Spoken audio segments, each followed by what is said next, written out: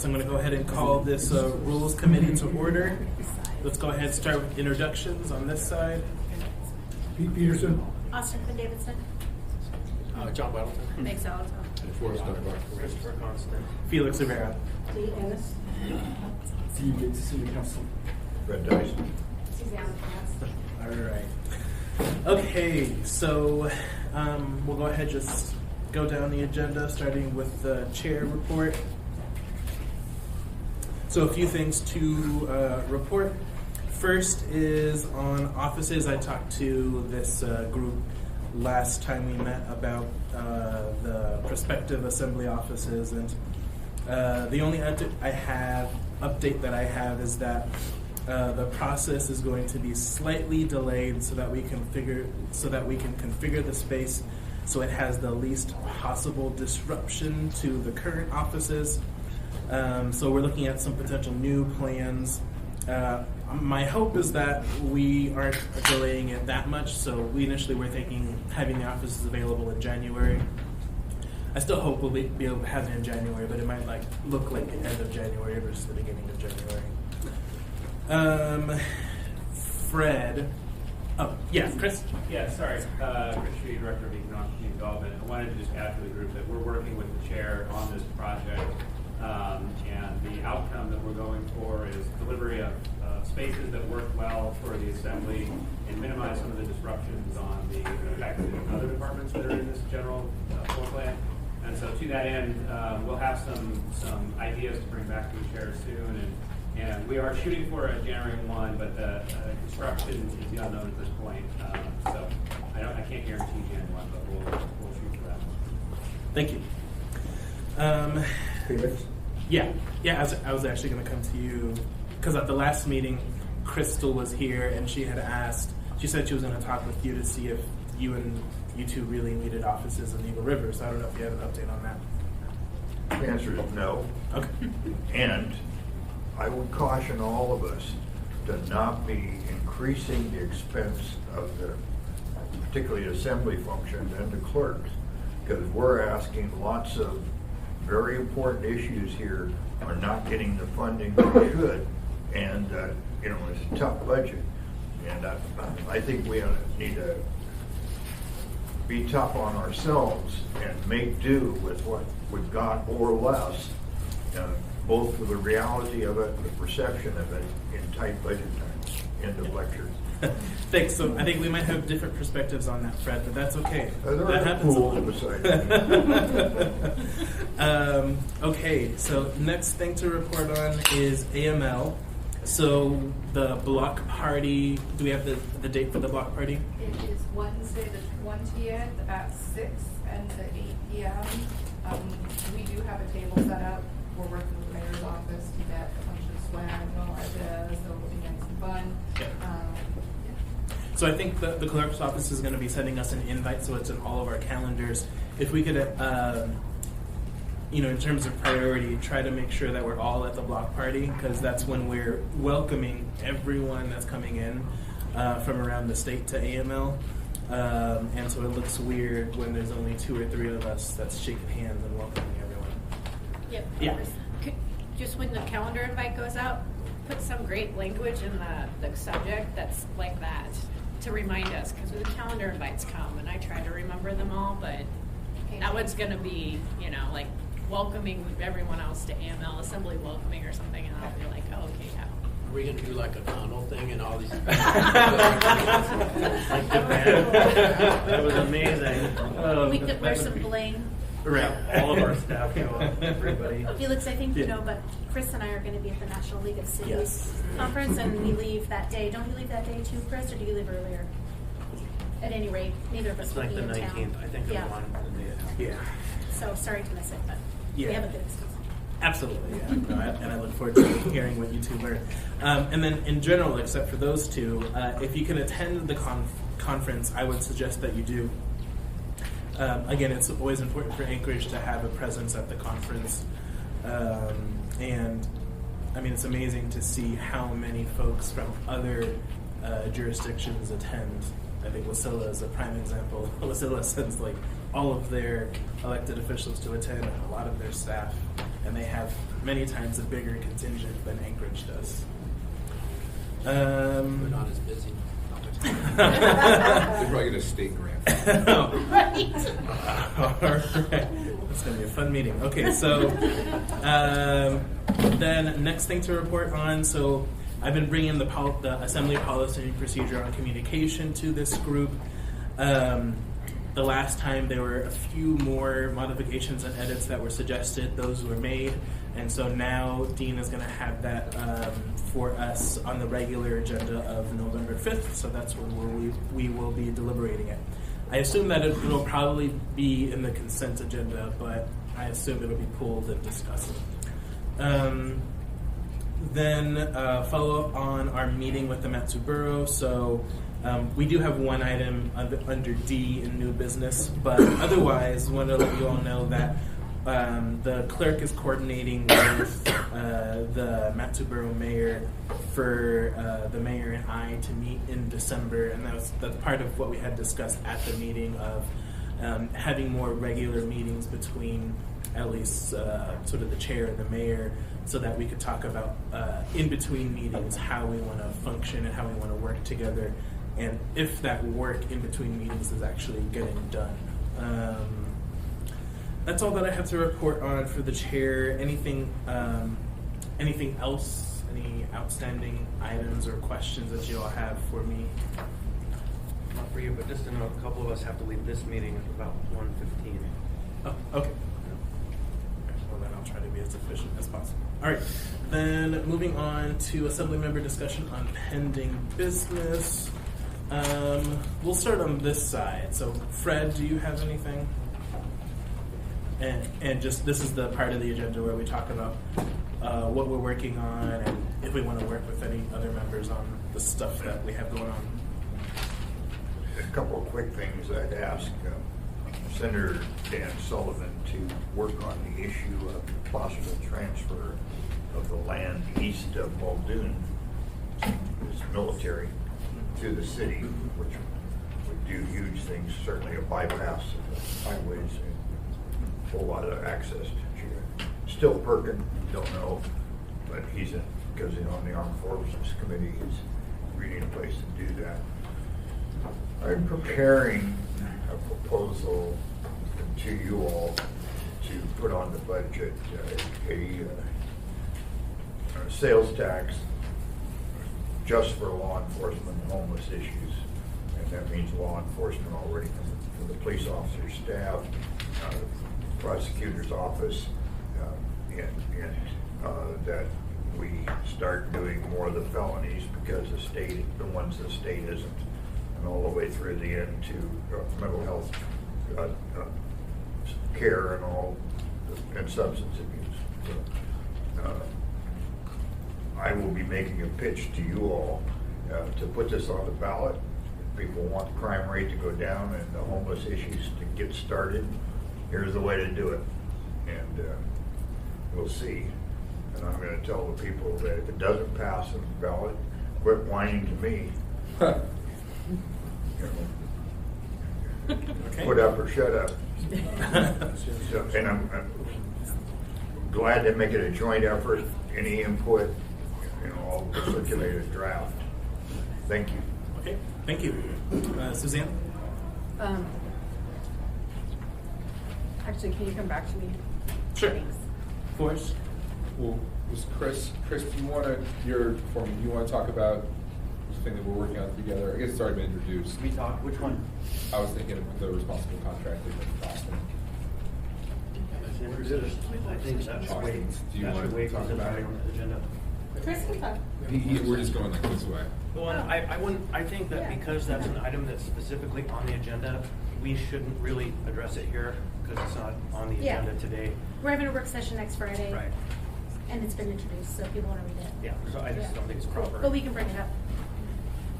Yeah. I actually have a light agenda right now because I'm working on matters that we previously passed that are germane to my neighborhood outside of the scope of my work here that's taking up bandwidth for me. Okay. Thank you. Forrest? Yeah, so let's see here. almost everything I'm working on is sort of co-sponsored by other folks too, so I'm not sure which of those I want to put forward. One thing that I have asked team to work on, I've talked to the administration about, we have gotten, and I'll tell Mr. Welton to help me on this, so that we don't have draft language yet, which is we have gotten repeated requests from victims of domestic violence or survivors of domestic violence or their advocacy organizations to change the online tools so you cannot search by people's names to find their property addresses. And so the administration has agreed to support a proposal, depending on how it's structured, to put that on our legislative request to the state, because there's a state law request change that is required. I also hope to pursue an ordinance that would change municipal law, and I understand that the ordinance by itself wouldn't completely solve the problem, but I think it could help. And I know that Fairbanks and Matsu have done that, but I don't have draft language yet. But I want to do a dual sort of pronged approach to this. So part of it goes to the state law, and part of it goes to municipal ordinance. We haven't had any legislative committee meetings yet. I'm not the chair of that, I'm pretty sure. Okay, good. We haven't scheduled them. Okay, good. I think that's a useful exercise, and I hope we do it soon. The other stuff I'm working on, the labor stuff is all co-sponsored. I'm sorry, my sickness brain is blanking. I think there's one other thing, but if you could come back to me, I'd appreciate it. Sure. Meg? Thank you. I already mentioned the 1% for art follow-up. We're working on just the implementation and some of those issues. I'm working on, right now by myself in the budget, looking at moving one position from the mobile intervention team external to the municipality, so we can coordinate social services better in those contacts. So that would be a potential budget amendment. Suzanne, Austin, and I are working with Native People's Action and what was the other one? Native Movement. Native Movement on potential resolution regarding missing murdered Indigenous women and girls to either go with or at the same time the resolution that we typically do, which is Native American Heritage Month recognition.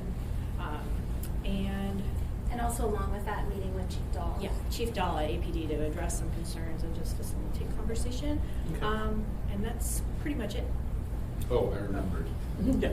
Although Austin could speak to this when it gets to her instead. If you want to talk about the Purple Heart. Yeah, go for it. Because we haven't actually introduced that yet, have we, to this? Just No, we resolution. haven't. So we're going to have 2 resolutions coming in November. One will just be acknowledging Veterans Day, which weirdly we haven't done in the past. And the other will be declaring Anchorage a Purple Heart City. We've been working with the Purple Heart organization. Austin's done a lot on this too. And then, you know, a lot of cities around Anchorage, Alaska, have just declared themselves Purple Heart cities, and it's a nice little, ironically, like badge of honor. But they don't do anything substantively. We actually are. Anchorage, working with ACDA, and after threatening ACDA, they are going to have a couple of dedicated Purple Heart parking spaces in their garages. And actually, they're already there. I don't know if you saw the photo. Did you send me the photo? Yeah. They're already there. Yeah, Wow. John texted me the photo, and it's so they already have some dedicated, cool, Purple Heart symbol spaces in their garages. So we actually have done something substantively. We're not just declaring Anchorage a Purple Heart City. We actually did something to earn that. So I think that's pretty cool for all of us. And when he says threatening, what he means is we were going to try to codify free parking on the streets Yeah. for Purple Heart Oh. Howgirl loves recipients. it. What? Howgirl loves it when you try to codify. Yeah, he Friends, doesn't. yeah. He didn't want us to codify it, but he offered a pretty sweet deal that the Purple Heart folks that we were working with were really pleased with. That gave more recognition to them and a sign and talk about what Purple Heart is and why we all owe thanks. And so we felt comfortable with it, and so did the folks we were working with. And then John was interested in Purple Heart just generally doing the city thing. So we're going to do this resolution all together that says, ACDA is providing parking, are threatening, no, just a different word, and that we're a Purple Heart City. That's great.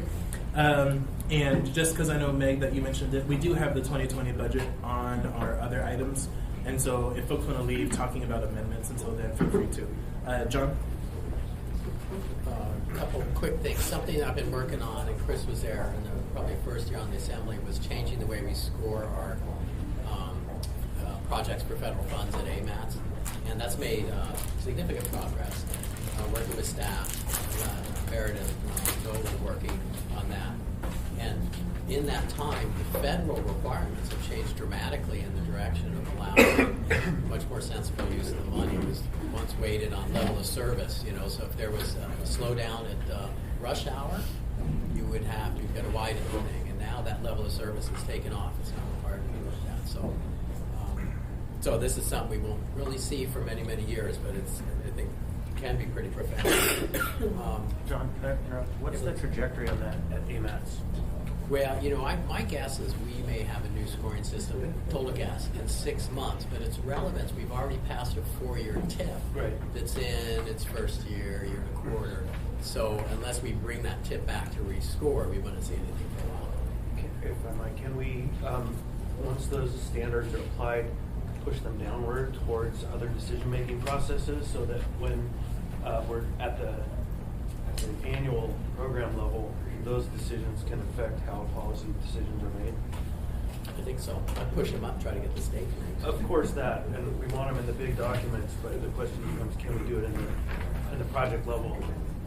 And so, in terms of review and analysis as we get closer to projects that are already in the flow, that have been under the previous scoring. Reprioritize. Not so much to reprioritize, but to make sure that they fit and help to ensure that the projects we're moving forward with in the mid and short term are in compliance with the big picture vision. I think so. Possibly even just, it's almost what you're saying is pieces of the TIP, bring the TIP back and do a new TIP. We don't have to wait 4 years. It's common. Right. So we could just say, let's look at it again. We got these new scoring. If you could get 3 votes, that's a great idea. I think it could be done. I just realized that I spaced out because it sounds like you're speaking a foreign language. Yeah. I don't know what you're even talking about. It is. But I came back to reality. It was like, oh God, what did I miss? And then it was just more tip and something else. Well, at the end of the day, do we do road projects to move more cars faster? Right. Or Or do like we do pedestrian it friendly. for people? Broader, the broadest level of transportation. I think, do you have transportation on economic development?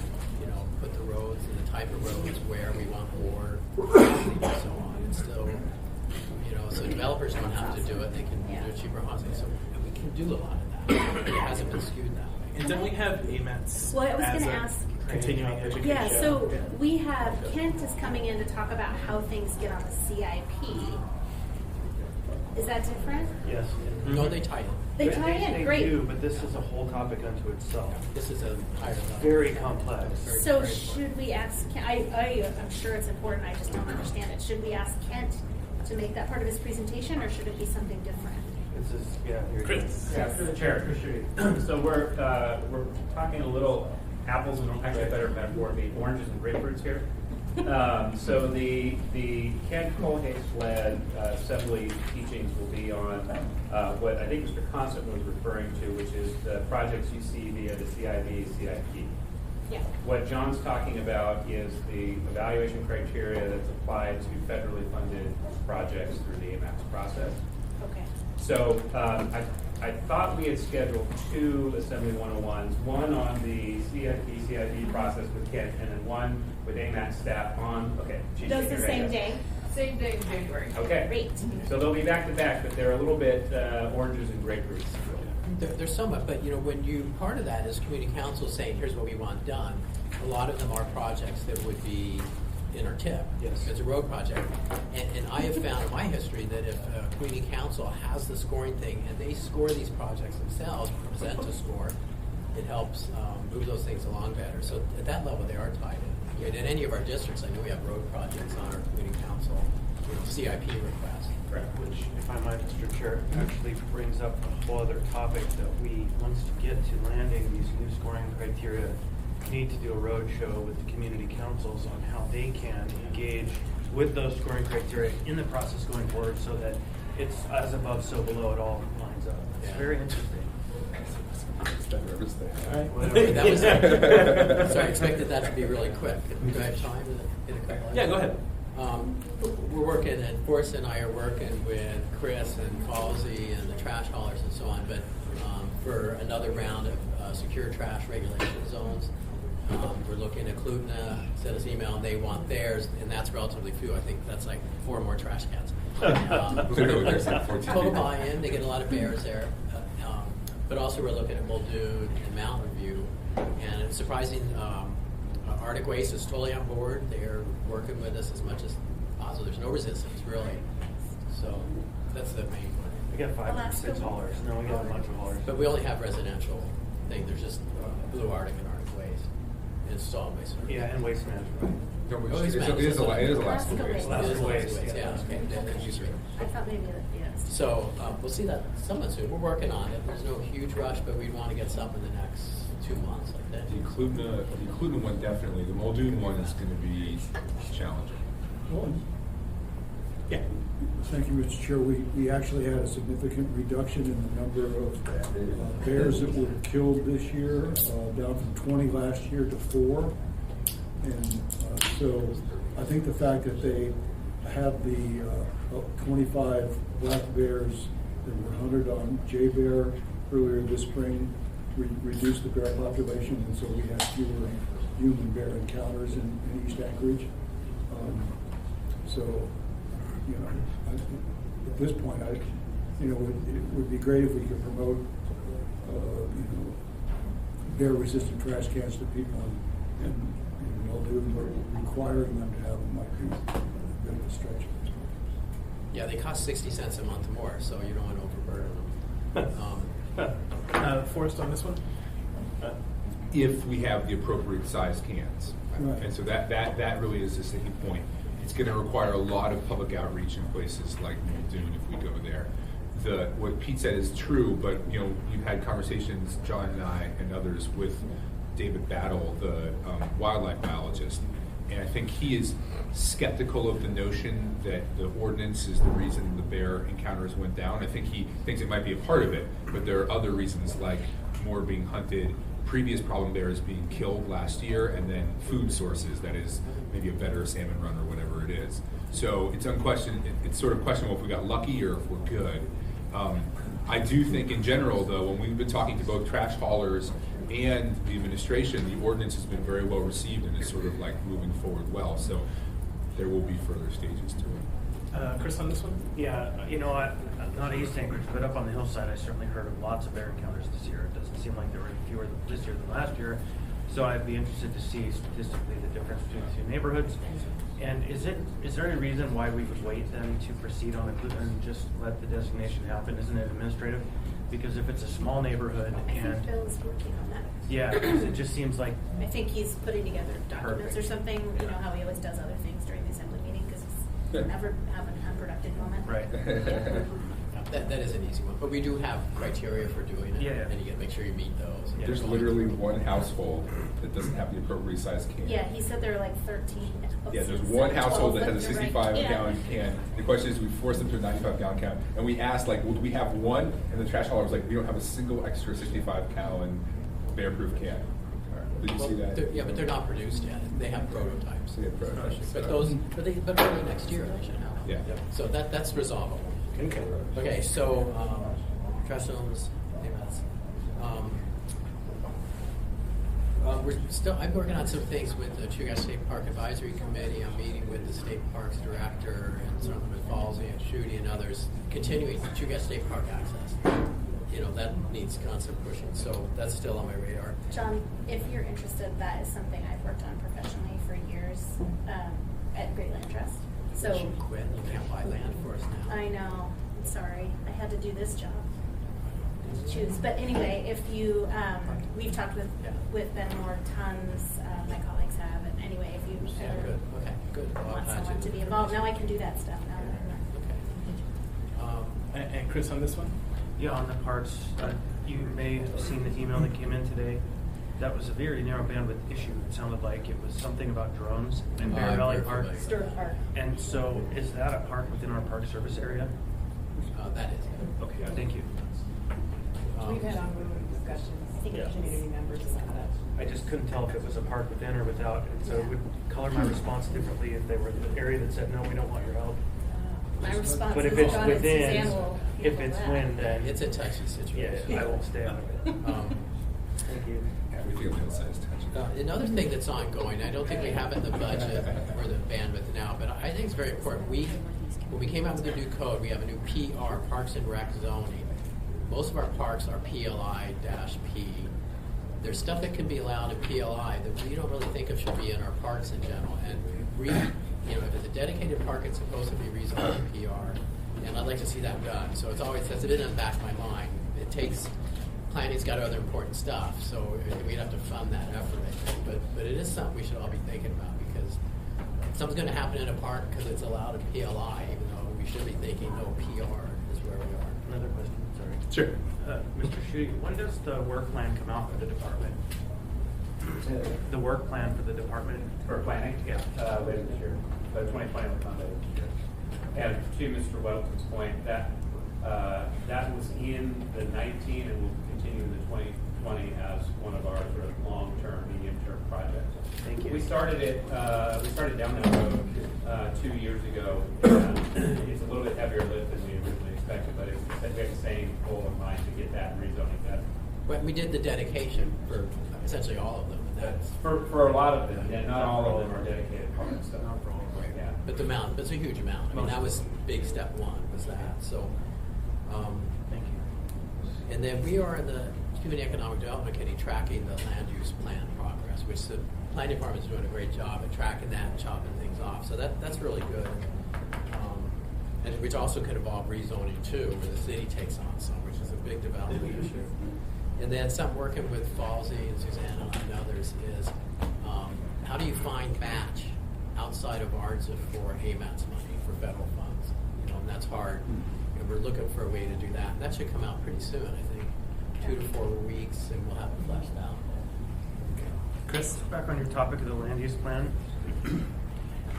some of you or most of you have probably heard there's a proposal working for it to update the code in the downtown to the new code out of the old code. And so something our recent debate showed me is that while we were told, and I guess for the most part, probably 95% or more, it is going to be a simple process, the language is consistent, but we learned that the definition of one type of entity that we all conceive of is defined one way, and another way it's defined differently, and it might be a slight difference, but it can be an incredible difference even with just a couple words. And so what I've asked, I don't know if I CC'd you on this, Chris, I did, Michelle, is that the department, as they go through the process of creating the conforming movements, that they create a table of every incident that is different, so that we can make the analysis of which definition is proper, as opposed to just getting this huge swamp of documents without a suggestion of where the changes were. Yeah, we did, through the chair, we did get that request. One nuance to the way that you described it, when you're moving something that lives in the code book you want to throw away into current code, we're not moving the definitions section of old code. So the way you described it is essentially correct. The definitions that are in old code, which are in a chapter that's not being transferred over, there will be some gaps where words have changed or definitions have changed since, and that will be of the very small percentage of changes and or updates in this process of moving old code to new code. Those will be that'll be the updates. Right, and that's the hope, is that we get a comparison of the old and the new language, so that we can understand and make a policy call on those changes if one is better than the other, if Through the chair, let me add a slight twist to that. It won't be a matter of picking one or the other. The simple matter is there are definitions that exist in current code that are what they are. There are definitions in old code that are referenced in the downtown sections that don't exist in new code. So as part of that transfer process, you'll have to take word A that was in old code and figure out what the appropriate word in B is to define it. It won't be a matter of picking and choosing. well, again, that's philosophical, but it might be that we are facing some policy decisions where the old code says this, the new code says this. To me and 5 of my peers, this is the better definition, and I hate to belabor or make difficult that process of shifting the old code to the new code, but I want to make sure we're doing it with eyes wide open. Bit of option for you. Chris, that will go through planning commission. Yeah, through the chair, correct. It goes through the regular text amendment process, which means it'll spend time at the Planning and Zoning Commission, public comment, et cetera, and then they will issue recommendations that come through. Right, and my experience with the new Title 21, that kind of matrix was very common. As we did section by section, so that's routine. That is routine. The That's process correct. will definitely speed. Okay. Thanks, John. Austin? Oh. So you all know, we've been working on this vacancy ordinance that contains a component that has ranked choice in it. John is printing up some fun ballots to use. We're trying this work session again. We think we're ready. It's going to be on Friday. Forrest is really looking forward to it. Barbara won't be here. Oh, but John, I was going to ask, Matt and I were wondering if you would serve as in Barbara's role, since you'll have the ballots, collect the ballots, and I don't get to vote then? you get to vote too. Oh, good, yeah, sure. And then Dee and Dean and Quincy and I have been working on this comprehensive Title II update. It includes things like adding a land acknowledgement, limiting what you can lay on the table, moving some public audience participation to the beginning, as we discussed long ago. There's like maybe 7 things in there on top of the appropriations thing that I think you might have mentioned when I was getting lunch. So earlier in the last session, you might have mentioned. So we'll bring that to you soon. We've had a lot of long meetings, a lot of back and forth. We mentioned responsible contracting, murdered, missing, and indigenous women, Purple Heart. Suzanne and I and Felix are working on changing all the substance abuse language in our code to substance misuse to try to encourage people to not feel stigmatized or that they're abusers. We've been talking internally about the janitor contract thing, no ordinance there, but pursuing that. And then with trainings, we just scheduled, or we're going to do it either in December or February. Would you describe what it is, Steve? There's a helpful document, a PACE document training on how to do legislative documents. And even though PACE is the administrative side, there's a lot of helpful definitions in there, like what is an AIN versus an AM, and some formatting. And so Dean and I thought, geez, if we even did a half an hour presentation and grab some of this stuff for you, that it might be very helpful. So we're trying to decide if we should do that in December or February, because December we thought we might do a little party, but if it's during work and people have to leave work and it just stresses them out and they don't want to do a little party, then we don't have to. So I guess think about that, or tell me if you have an opinion, but that's what we're thinking. And then we're doing AMATs and CIP, and then in March we're doing training from Natasha Pineda's team on ACEs. Adverse childhood experiences, right? And how they impact people going forward. So, yeah. All right, great. Thank you. Pete? Thank you, Mr. Chairman. And Dean and I are hoping to meet with Tina Miller from the GIS department to see how close we are to coming up with our Safe Trails map.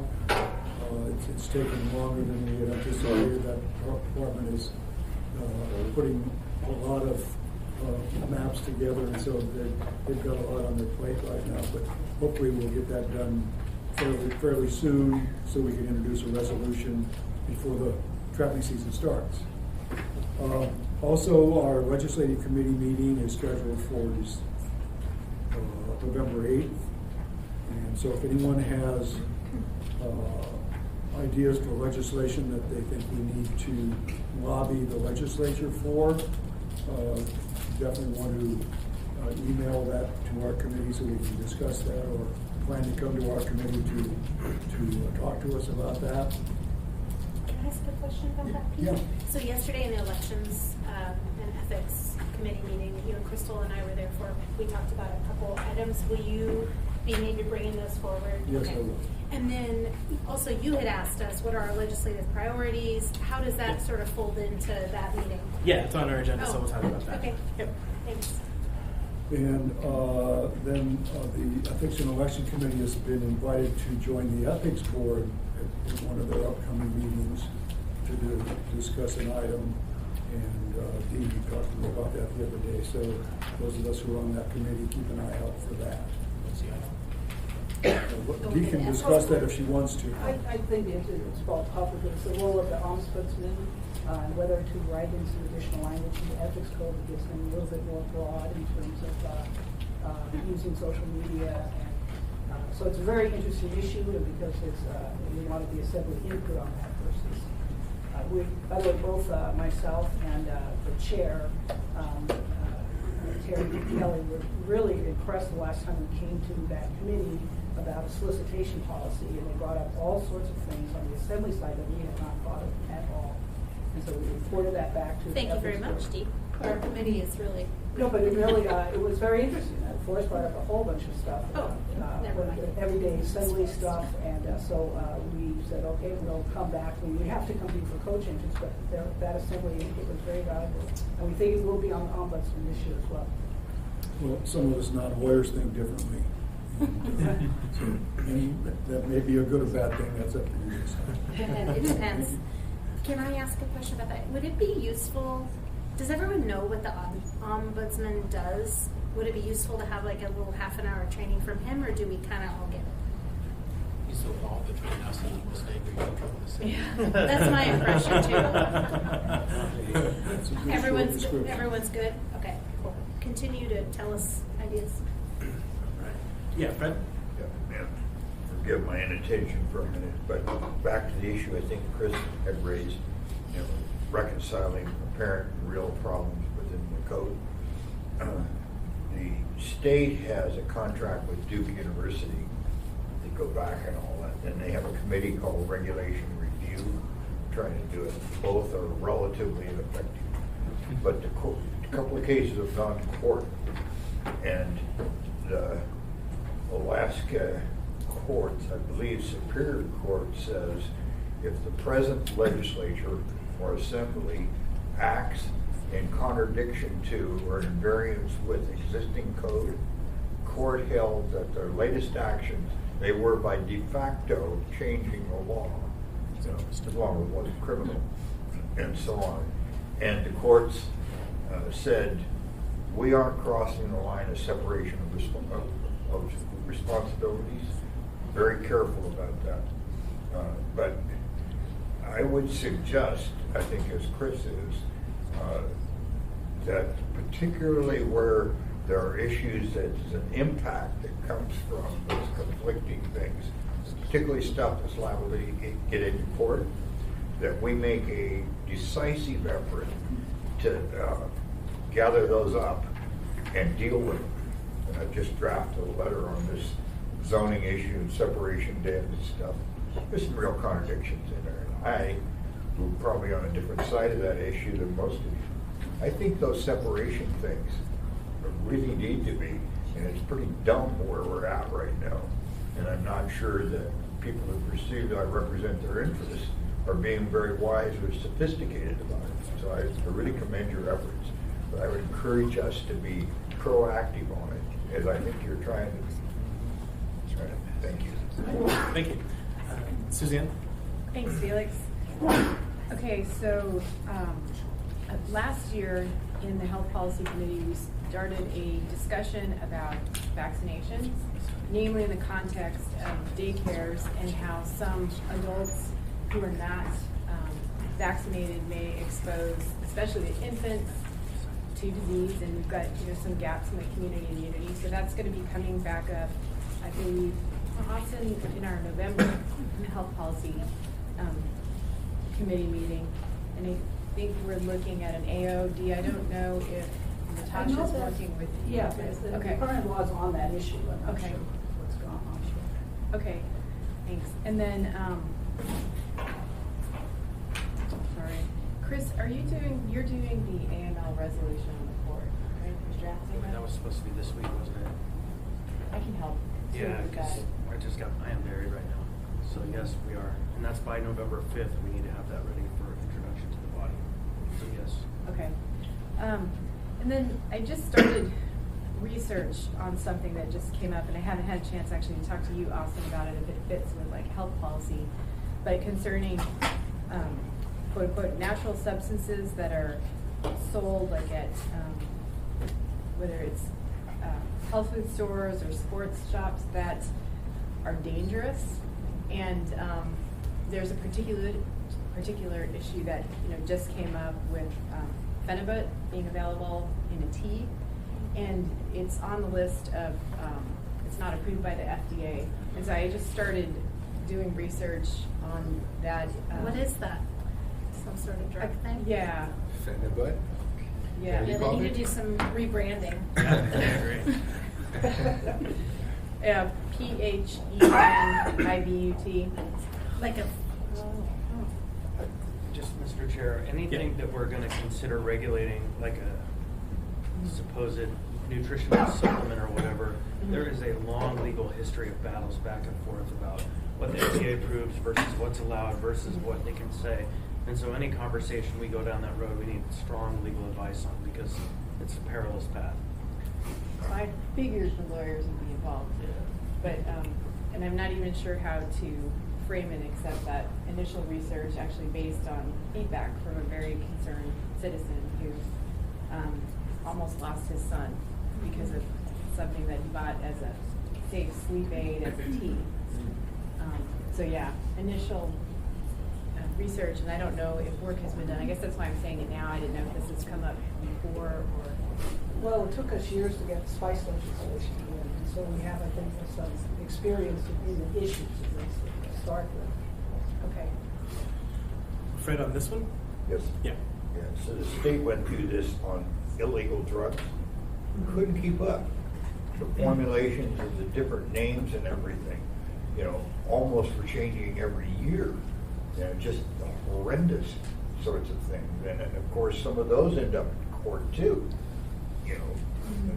when they've been charged on a drug offense, and they said, oh no, this is a different drug, not covered. And it's a horrendous mess to step into. And I look for the people who dealt with this, have come up with some generic way of describing it that includes the things that we owe it to the public to warn them about.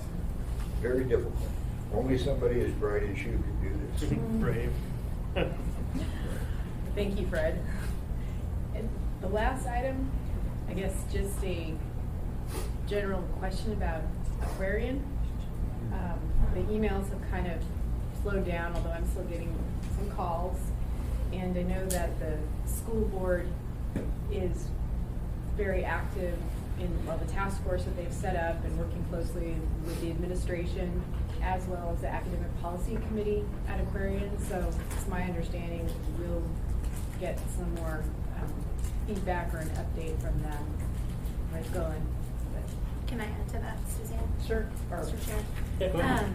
So I spoke with Heidi Whalen, who is a constituent of mine, but is also on the APC, the, I don't know what that stands for, advisory Academic something. Policy Committee. Okay, great, that's wrong, completely.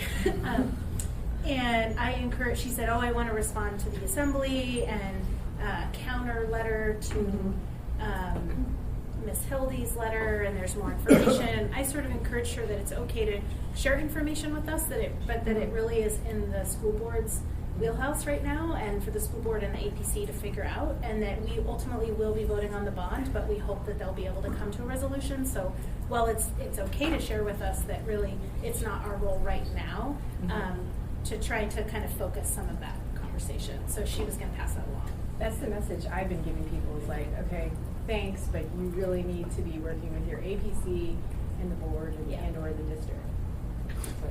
John? That's what I've been sending too. Is that correct? Who would know? It's correct. Yeah. It is okay. Phew, I have a specific legal question on that though. So my understanding from the school district budget is it's an up or down vote. We can't go in there and amend it. No, I think that's true. That's for the operating budget. But for the bond, can we go in and alter the bond if we wanted to? I'm not saying we should. Yeah. I'm just saying, could we go in there and pull a project from the school bond or add a project to the school bond? There's a lot of shaking heads. I don't know. I mean, we control what gets to the ballot and what doesn't. Through a yes or no vote, usually yes. But I think that the policy would probably stand that you, as the assembly, can't reach into a school district budget and amend it without a school district process. Well, that's, you say policy, where does that policy live? Is it charter, is it code, or is it just best practice? Maybe I chose the wrong word, Mr. Dunbar. I don't know. When we did modified school bonds one time, then when we wrote a bond to buy computers, we dropped that out. And no one right in mind, this bond for 30 years to buy computers. So we dropped that off and we sent it forward. Do you remember what year that was? I'm thinking between 91 and 95. They're like, what are these computers? What are these computers? Of course, that was the thing. You don't buy computers on a 30-year bond. I agree, but that's an interesting point. So I wonder if the code has changed in the last 30 years, or if it's not, then we could theoretically do that legally. So our council will get back with us. I see them Yeah. drafting seriously. That's a really good question. We haven't done that while I'm on the assembly. Yeah, thank you. Yeah, go ahead, Chris. On that topic, there's a deeper policy question where that I don't know if it's for us or for the school board to consider. And it relates to not the bond funding per se, but how those charter schools are operated and funded. There generally is a policy that I understand at the school district that charter schools have to pay for themselves. And in this case, this charter school appears to be not covering its own expenses, and we're getting a broad demand from the public to pick up some expenses that they're not otherwise covering. And so I would love to have some education on how that policy is established, how this case is similar or different down the road after the school board has figured it out, but before we have to tackle the question. Because while I fully support the idea of Aquarian being taken care of, if they're not paying the rents and paying for their own way like all the other charter schools are supposed to, then I want to be careful not to wade into an unfair and disparate process. John?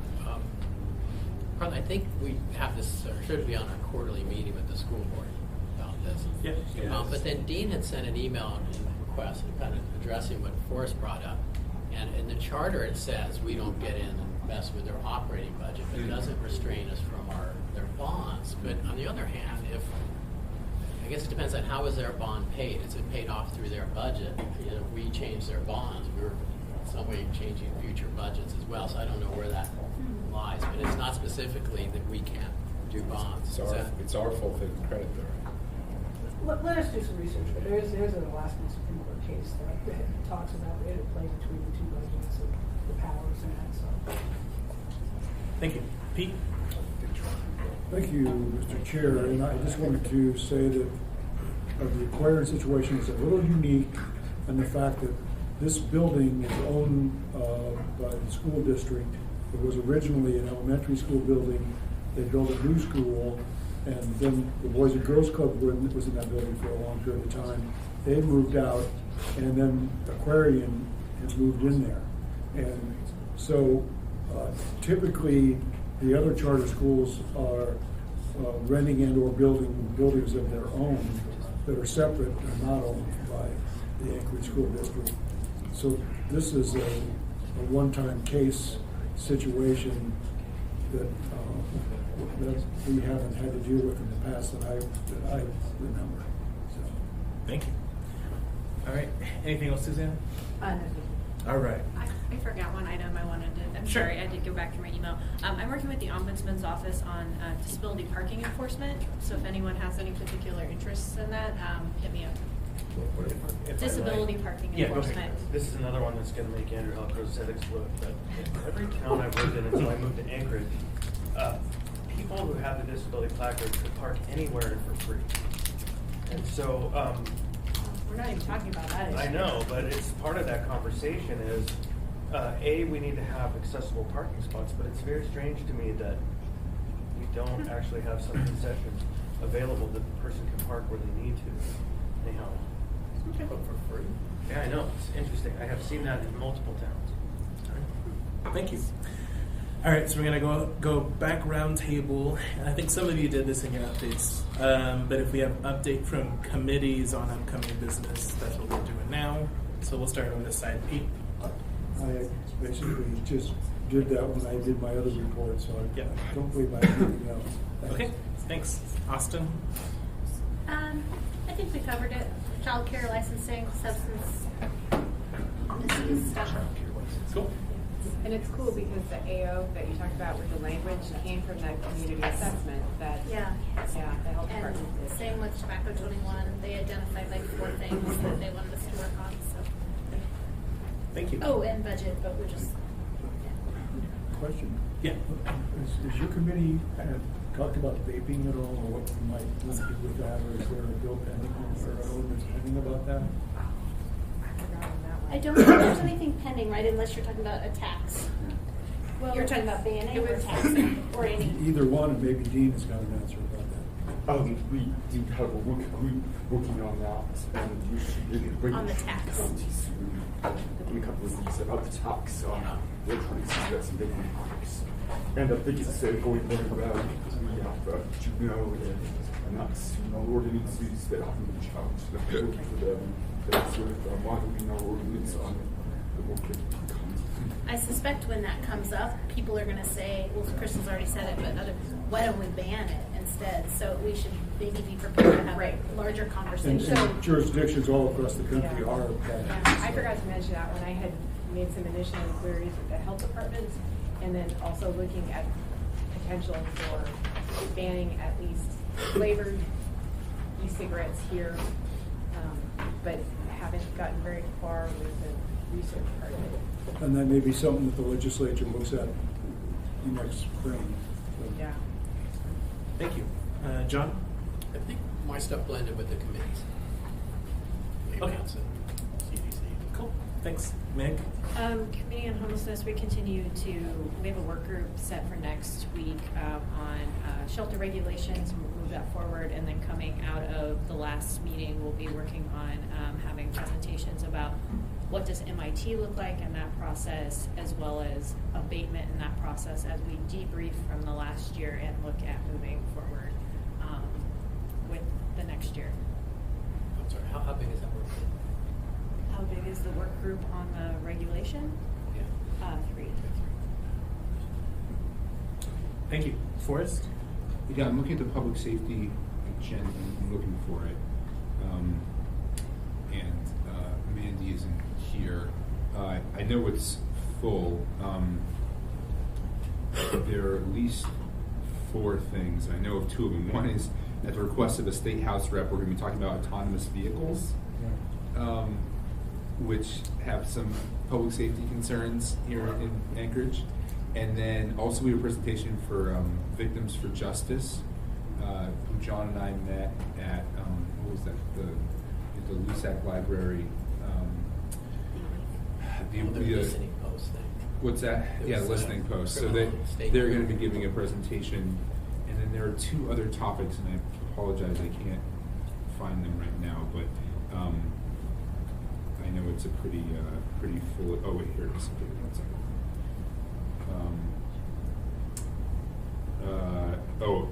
Continue discussion and reduction in AFD overtime. Someone requested talking about the increase in sexual assault rates in Alaska, the report that came out.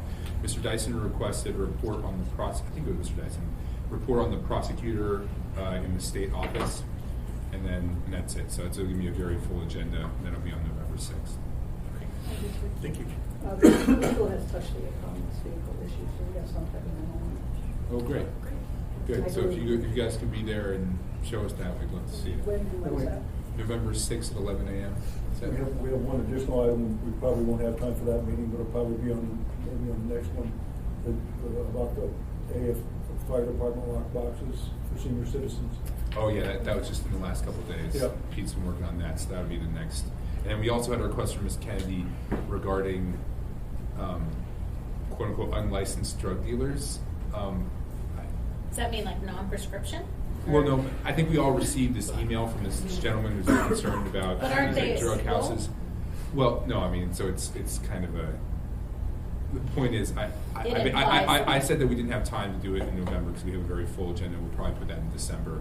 I think it'll just be a general discussion from the chief about their response to these kind of drug trafficking houses. Yeah. Okay. Okay. They're John? all unlicensed. On the There's some autonomous licenses already. vehicles, Vivian at AMAT knows a huge amount about that. But she'd be a great resource. At least I to like be out there. AMATs is this like, there's a lot of good stuff in there It's that I'm crazy. missing. There's also Yeah. But you must millions speak of the dollars. language. Yeah. Billions. I need to learn this language. They're like talking about drug dealing and construction projects. They got it all over there. It's really boring, actually. Chris? You know, I just back on what you just said, Mr. Dunbar, for your public safety committee. I'm having some real chafing about how these conversations are being framed around the AFD issues relating to their budget, where we continue to hear it's an AFD overtime problem. But what I see is that every time we frame it that way, we abuse the people who are doing the work. That what's really going on is we have a budgeting problem, and there might be an understaffing problem, a staffing level problem, an overall budgeting problem, but we just awarded them $2 million of leave in settlement for the SAP debacle, and we're now telling them you can't use leave. And it's super weird, and I hope that we can come up with a better way to talk about that issue that doesn't point directly at the workers of the fire department, because we're like sending a crazy mixed message every time we use a term like AFD overtime problem, overtime issue. And so it's a budget issue, yes, an AFD over budget issue. It's a number of issues, but I would hope we can speak more honorably about this issue. So just a thought on that. Maybe I spend too much time thinking about firefighters. With that note, I am working on, Ms. LaFrance actually sat in yesterday on the Port Commission meeting relating to the tariff conversation that's coming up in relationship to the Utility and Enterprise Committee. And that issue is coming in hot and fast because it has to be addressed before the first of the year, and so stay tuned for that. And that's illegal too. And it's very interesting. Ms. LaFrance might give a report on what she witnessed yesterday, and just as a preview of what's to come, because it's surprising and kind of awesome. So.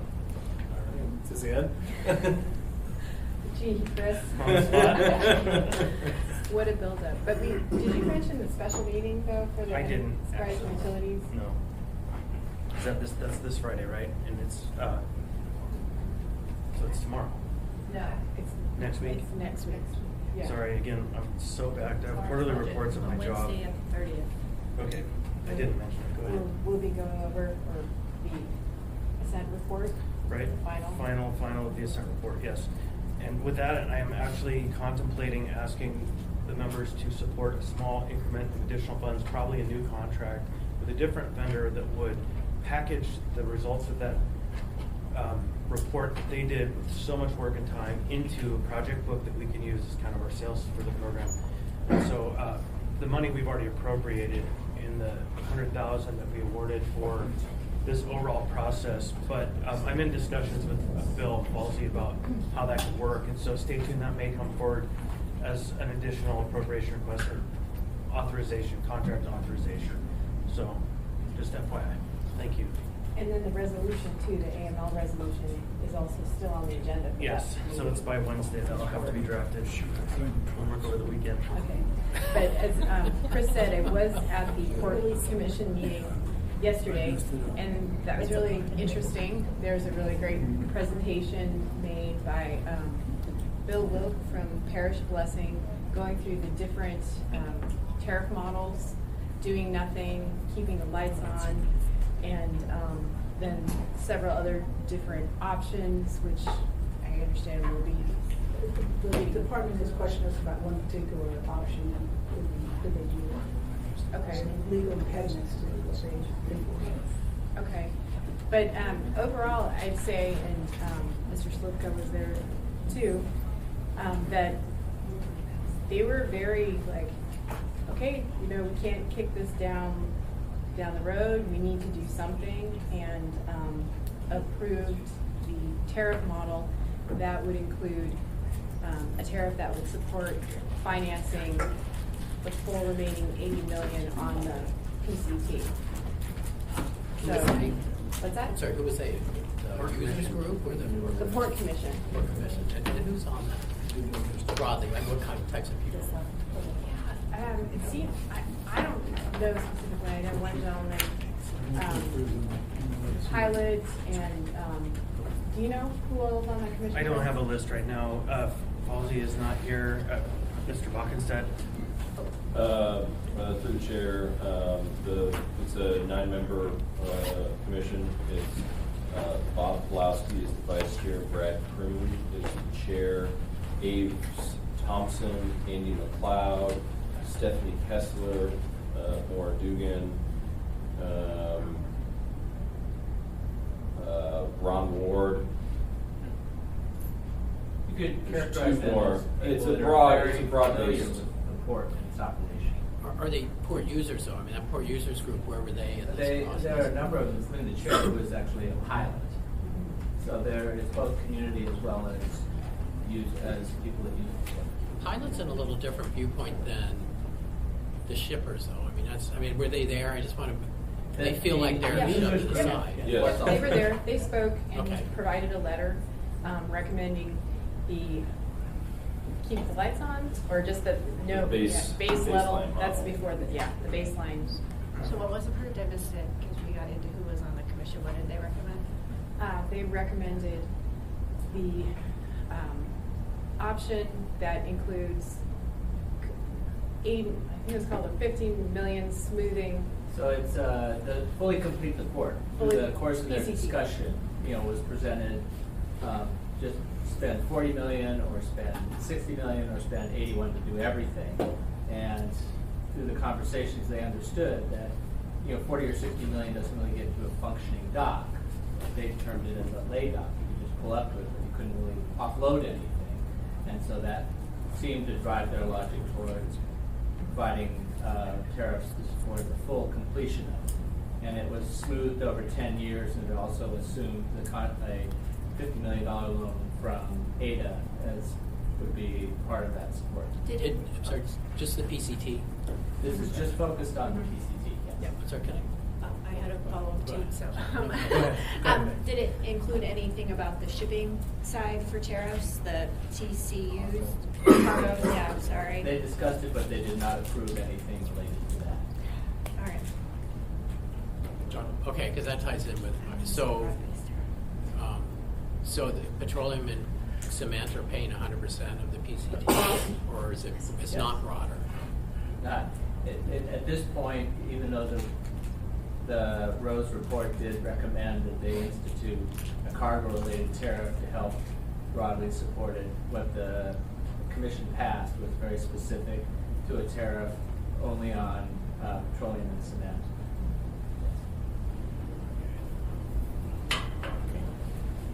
Thanks. Sure. Since we're talking about it, may I ask, so the process, it goes to the commission first and then it comes to the assembly. How much can it change? I mean, what the commission approves to what we approve or not approve? I mean, how much room is there for change in terms of the? I would have to defer. What we were looking at the code this morning, the actual language of the code says that the commission will promulgate the tariff, is what the code says, and then bring it to you for approval. Okay. I would just add on to that yes, we are looking at that. It might be one of those options where you only are able to say yes or no on what they provide you, and say if you say no, send it back to them and they promulgate a different tariff and bring it back to you. I don't believe that you can actually change the tariff that they have sent you. But we will get a 100% confirmation on that. Thanks. Thank you. All right, so then moving on in our agenda to other items. So, actually, Fred, did you have any committee things you wanted to talk about? Everybody's gone. No. Okay. So, Assembly AAM checklist. So this is I've talked to this group briefly about this checklist, and this is just for Assembly members. This goes into sort of the debates that we've had of, is a particular ordinance ready to go before the entire body? And just as a side note, I didn't write this specific language, so this is all stuff that we can edit. But Are you looking at this when you say checklist? Yep. Okay. So these bullet points all refer to certain steps and pieces of what I think we would call sort of very adequately reviewing an ordinance before it gets to us. So first is, did we talk about it at a rules committee meeting? Did a committee review it? Were the community stakeholders involved? Did it go to the community council if needed? And was the community council sent sort of a courtesy of this is coming up? And then did the departments get to review it? So this is something that I think Dean and Barbara put together. And this is our first review of it. So let me know what you think. And then there are some process things here. This could be something that we heavily suggest members do. I don't think there's any way that we can make this a requirement of an assembly member must fill out this checklist if they're going to get an ordinance on the agenda. But I think if part of a normal procedure, I think it does make sense for us to go through this checklist. So with that, I'll entertain anything. Yeah, John? I think this is a good idea. Some of it, though, would be hard to do when you introduce something. It's like, some things, and I don't even keep track. We'll talk broadly about some things at community council. Hey, we're thinking about this stuff. True State Park access or matching money for AMATs. I don't keep track of when I talk about it. So I know I've done it, probably to all of them. But so I wouldn't know that. But then a lot of times it's so vague until you have the ordinance written and you say, this is it. Then these groups have something to really look at and read. Prior to that, it's valuable to get broad input, but it's just It's a theory. Yeah, so it's really, this stuff's really important. It's almost like you need your second version. Once it's introduced, did I then carry this to these groups? And I think a lot of things, we introduce these things and then public hearings 2 weeks later. That's really quick. I think it's, whenever we can, I'd like the default to be at least a month later instead of what our default now is 2 weeks. A lot of times it's simply not needed to be that fast. But I think this outline of what's important is very good to have. Mr. Chair? Yeah, I'll get to you next, Fred. Meg? Thank you. Kind of on what John said, same thing with assembly committees. Something might be introduced, whether or not it's been through committee yet. There may not be a committee meeting happening. And also, if we're wanting committees to review AOs, then I think we need to be a bit more explicit about that. Some go through automatically, but there are some that just definitely don't, and I don't know if the chair is wanting to look and flag those, or if there's some process considered there. So we have, when we've postponed items, we've said in the motion to postpone that we're going to refer these to a particular committee. Most of the time, though, when we postpone items, we don't do that. So, I would say that yes, if your particular ordinance fits pretty well in a specific committee, that it probably should go to that committee for review. One quick follow-up on that then. As we heard with Public Safety Committee, and I think Health is also another good example where their agendas are already set. They may be hard to get on someone's agenda in the near term unless we're going to make some additional policy about AOs getting kind of like a leapfrog ability. So just a practical consideration if we hadn't already had someone from those committees involved in the drafting or the work on that particular AO. And not to speak for Austin on that, but I think like in the Health Policy Committee, depending on what it was and if there's any urgency too, we could have a special meeting or we're open to rearranging the schedule to meet the needs of the body. Fred? Yeah. My friend Eugene here suggested at one of our meetings that we try to have a month between introduction and action when time will allow. And I've asked both us and administration to evaluate that. And then, we've seen with our plastic bag thing, good intentions by some of you, but we've had to keep coming back and modifying it because of things we didn't think about. That's unavoidable, when you're plowing new ground like that, but it's an evolving process. But my first meeting here 2.5 years ago, we significantly at the table modified something, and I said, well, time out. Here are stakeholders out here sitting here, they need to have a chance to weigh in on this. And nobody in the assembly had bad intentions, but that had not been the protocol of doing it. So the chairman cheerfully allowed me some time to literally go out in the audience and ask the stakeholders, are you okay with this?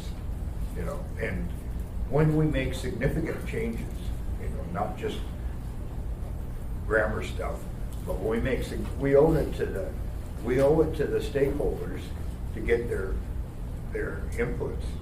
And I say famously, the disgusting thing about my critics is how often they're right. And we need that collective wisdom.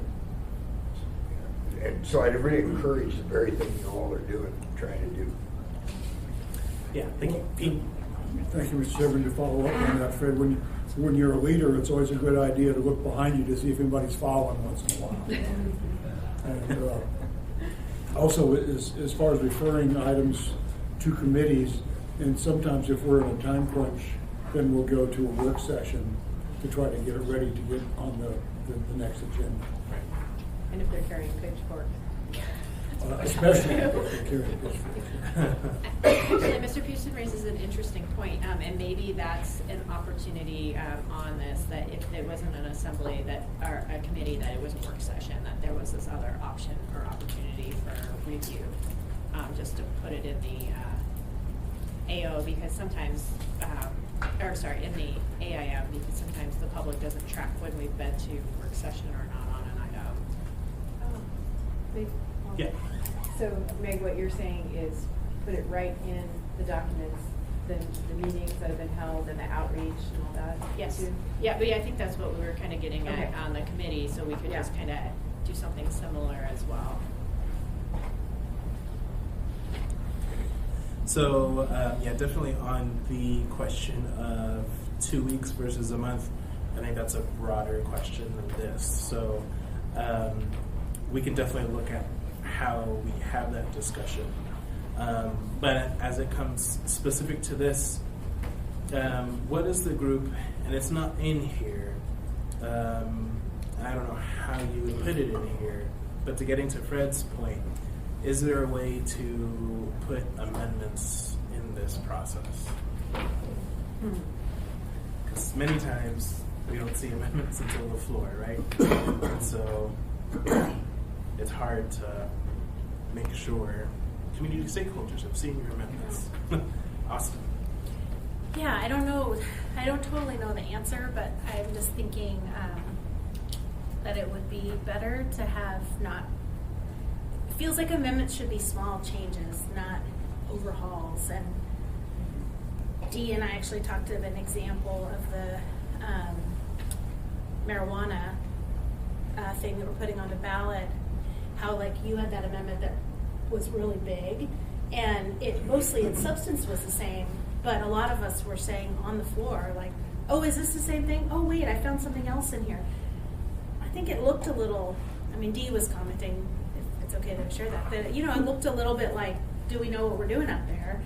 And I think if we have big amendments like that, we should postpone it. And so that might be up to the chair to say, I don't know if we codify that or if we just say, and all good intentions of bringing it and of talking about it, but it's not that we're doing anything wrong, but yeah, I don't know if it's a codification or if it's looking to the chair to say, you know what, I recommend that we postpone that, continue this. If it's not urgent. Particular members have varying feelings of how urgent everything they're working on is, but most things we do are not urgent, and we could postpone. Right. Yeah, I think partly sure. We could postpone things. Yeah, I'll get to you in a second, Fred. We can postpone things if we have an amendment that's on the floor and we need time to look at it. But, preferably we would have amendments ready to discuss when we have work sessions on ordinances. I understand practically sometimes that's not a reality, right? Because it's not until after the work session that we think of these amendments, right? Well, and in So the work it marijuana over the example, weekend. Dean sent out the S version on Monday or something, and so there's no time. It's not, Right. you know, it's like everyone's just trying to react to everyone else, and Dean's trying to react to our work session we had on Friday. So I think probably the answer is this isn't urgent. Let's take 2 more weeks to actually work on this instead of rushing, and then having to fix things. That's just my opinion. Fred? By definition, this is a messy process, and I find myself at the table being delighted with other points that people bring up. You particularly, John, but a couple others of our new members, you know, and I thought he was. and then that stimulates me more to think about it and so on. And I'm not embarrassed about that process. Yeah, it does look like we don't know what we're doing, but it actually shows that we're open to learning and making and refining it. And I'm proud to serve with you guys. You've done some really good crafting at the table. And you know, so tell your critics, come talk to me, okay? I'll straighten them out. But back to the process. When we change the thing materially, you know, that makes an existential difference, sometimes it's just 2 people out there, 2 different, you know, a neighbor and a so on and so forth. We can stop and go talk to them a little bit. If it's a broader issue, then I would like us to operate on the fact that any one of us can say, Mr. Chair, I think we ought to postpone this. And if the chair says, yeah, okay, and so on. If the chair says no. I don't even have to say yes. Yeah. And if the chair says no, we can challenge it. I challenge the rule of the chair on this. Well, It's actually a vote, and to be clear, right? I can't postpone things on my own. It's No. a vote of the body, yeah. Yeah, but so that we have some safeguards there, you know, to watch it. And I trust our both individual and collective judgment about that. But sometimes we're getting things that really get people's lives, and so, you know, and so on. So we owe it to get that feedback loop. And I think most of the things that come at us that are from that are emergency, you know, got to be done in a finite timeline. Those come from the administration, you know, and we need to encourage them. I suspect they want to be responsible. We need to encourage them even more to get ahead of the power curve here so that we have time. And, yeah, so anyways, thank you, Mr. Chair. Thank you. Okay, so, yeah, go ahead. Thank you. I just wanted to mention for amendments and that issue, there is case law that says if you have amendments that are so substantial that it changes the basic character of the ordinance, that you need to renotice and have a public hearing the changes. So that's our case law, and I think what we're discussing is more like what should be our policy. We have a lot of amendments. We want basic characters the same, plastic bag and tweaking it, but maybe I think you're saying as a policy matter, you want more value, you should send it back. And I mentioned this also because the example we used for the marijuana on-site consumption of I think we're starting to get into amendments and doing our drafting of it in even our Tuesday night meetings. It's maybe not best use of our time there. And speaking of while and something like urgent, I would suggest we postpone so we can figure those out. And we have another audiences there for items on the agenda, and it's I think not best use of our time and public watching the body to try to make amendments that way. We were wordsmithing and stuff like that. So I hope we don't see that without making. Of course, if it's like a 10-minute discussion, I don't think that's a problem. But it takes an hour.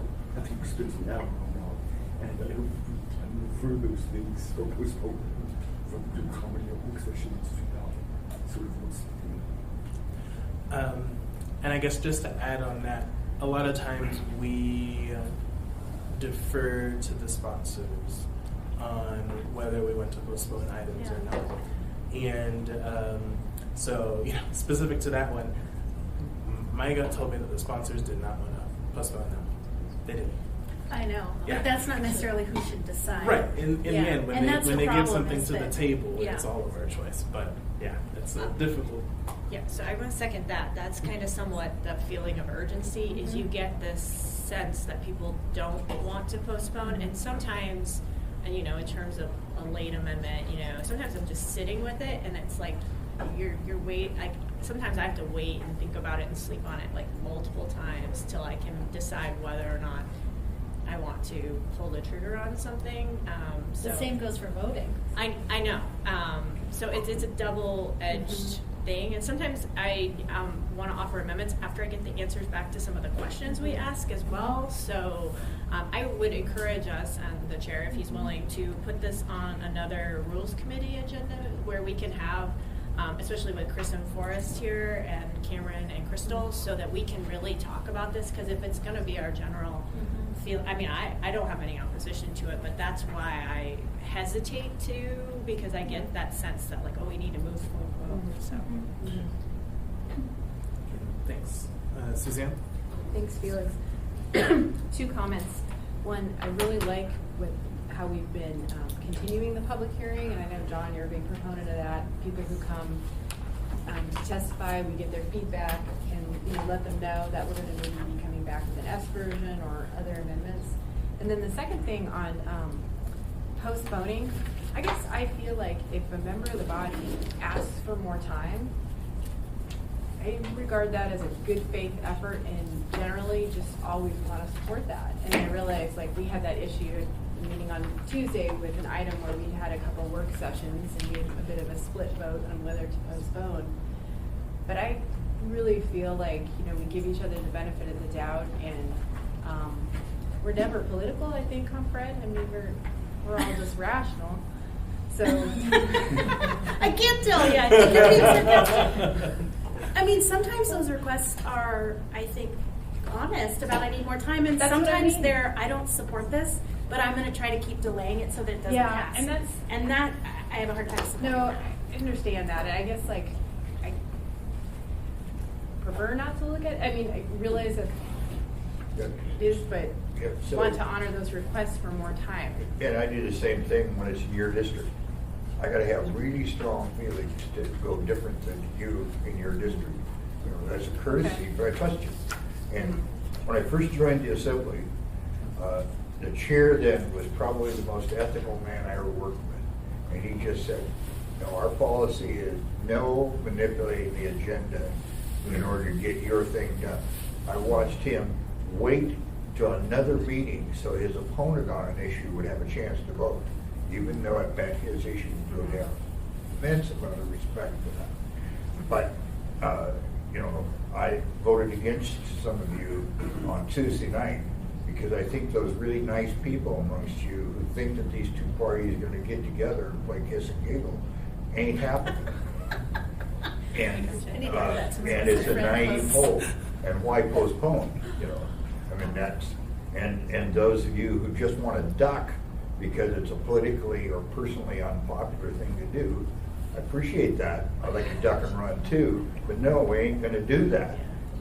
And so, I mean, there's rare chances, but respectfully, and I've never worked with a body of policymakers who are as good-willed as you all. Some of you are really foolish about your principles, but very good intentions. Way to couch that compliment. Can you specify which principles? I'm sorry, say it again. Can you specify which principles? Yes. All right, thank you. Okay, so we'll go ahead and have a more final version of this to look at next month, and then hopefully we can maybe start implementing relatively soon, because I don't think there's anything super controversial in it. Nice work, Felix. Next is Joint Working Group on Transportation. This is a follow-up from the Matsu-Borough meeting. So we had talked about forming this joint working group and had 2 Matsu-Borough Assembly members, 2 Anchorage Assembly members. I don't know if it was a joke or not, but John, you had said Chris. And then, so I want to open it up to who we think should serve on this joint working group. Yeah, John. I think clearly someone involved with AMAPs because they're forming their own MPO, so that's good. You're saying not me. Aren't No, because I don't even know what AMAS means. I'm making a joke about myself. Well, I'm on it, but Pete, there's two of us. Pete and I are on there, and Chris is. We always have an alternate. But you're on there. Yeah. Okay, so definitely one of the two should be one of you three. Who wants to be the second?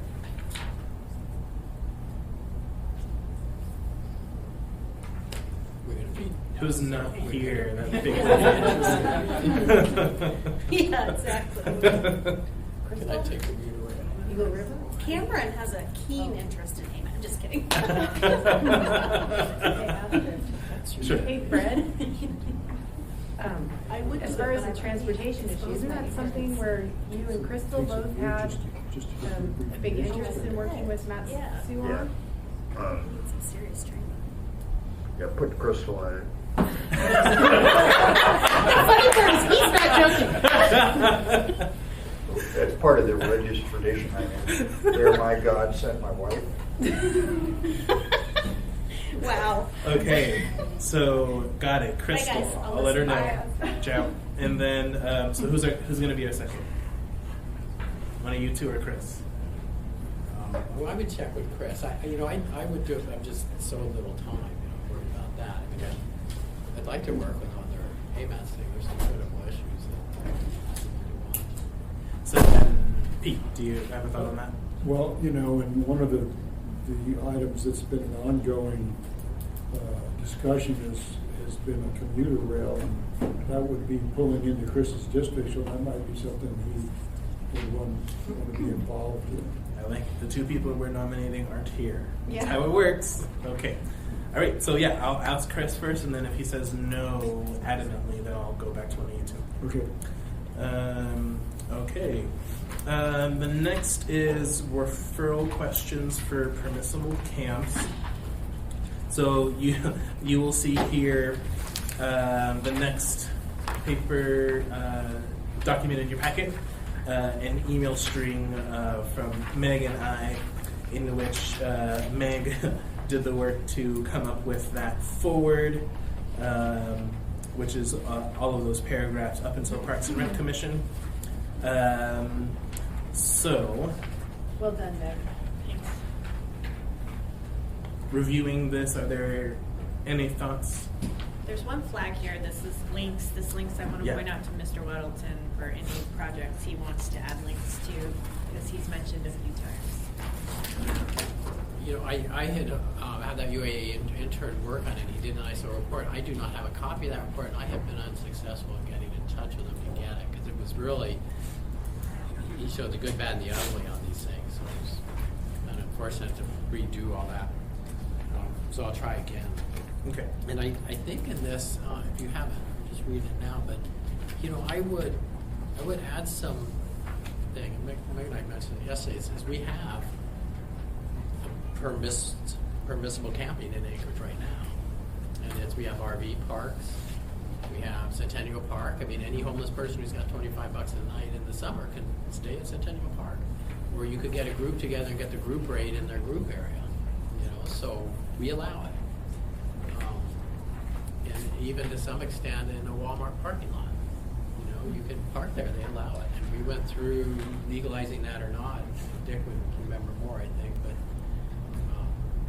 but I would make a note that this is not breaking new ground. We have it. We're shifting it a bit, lowering the price, essentially.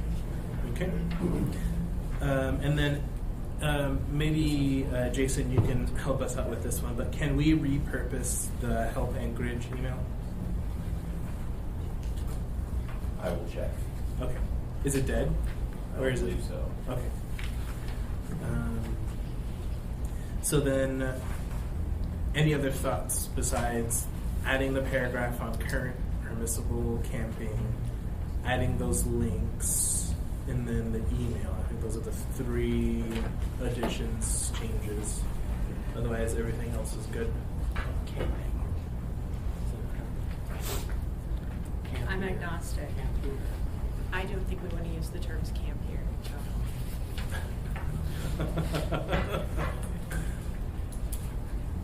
Okay. Seeing no comments on that, then we'll just work on those 3 things and then we can get this out. I'm sorry, so this goes where again?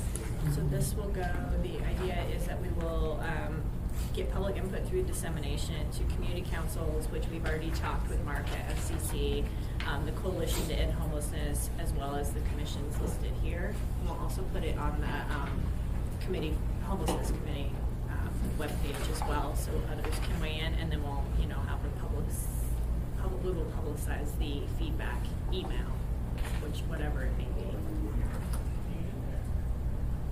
And then I think what we can probably do, if it just goes to a small work group of assembly members, then they can start to compile, and we'll work together to produce some kind of product at the end that is usable for all involved. And that work group will probably also be then the point for questions that come from the commissions in particular. Yeah, so we probably won't be sending these questions out to the commissions. What you're thinking, December? Well, I had asked for a January 31 response timeline, the thought being that there would be time for some compiling, and then if we were going to look at any code changes in advance of the warmer season. So if we could get it, I would say if we could shoot for mid-November, that would be great, because we are going to run into the holidays, but then I was like, everyone's going to be reinvigorated, new year, and everyone's just going to dig in.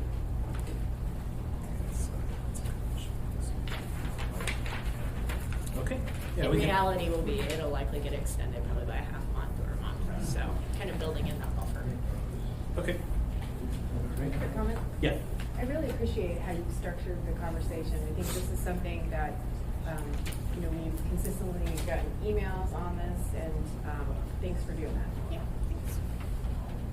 All right. Dean? I just want to know if you could sort of provide some context in terms of a permissible camp that you're describing here as opposed to just a campground.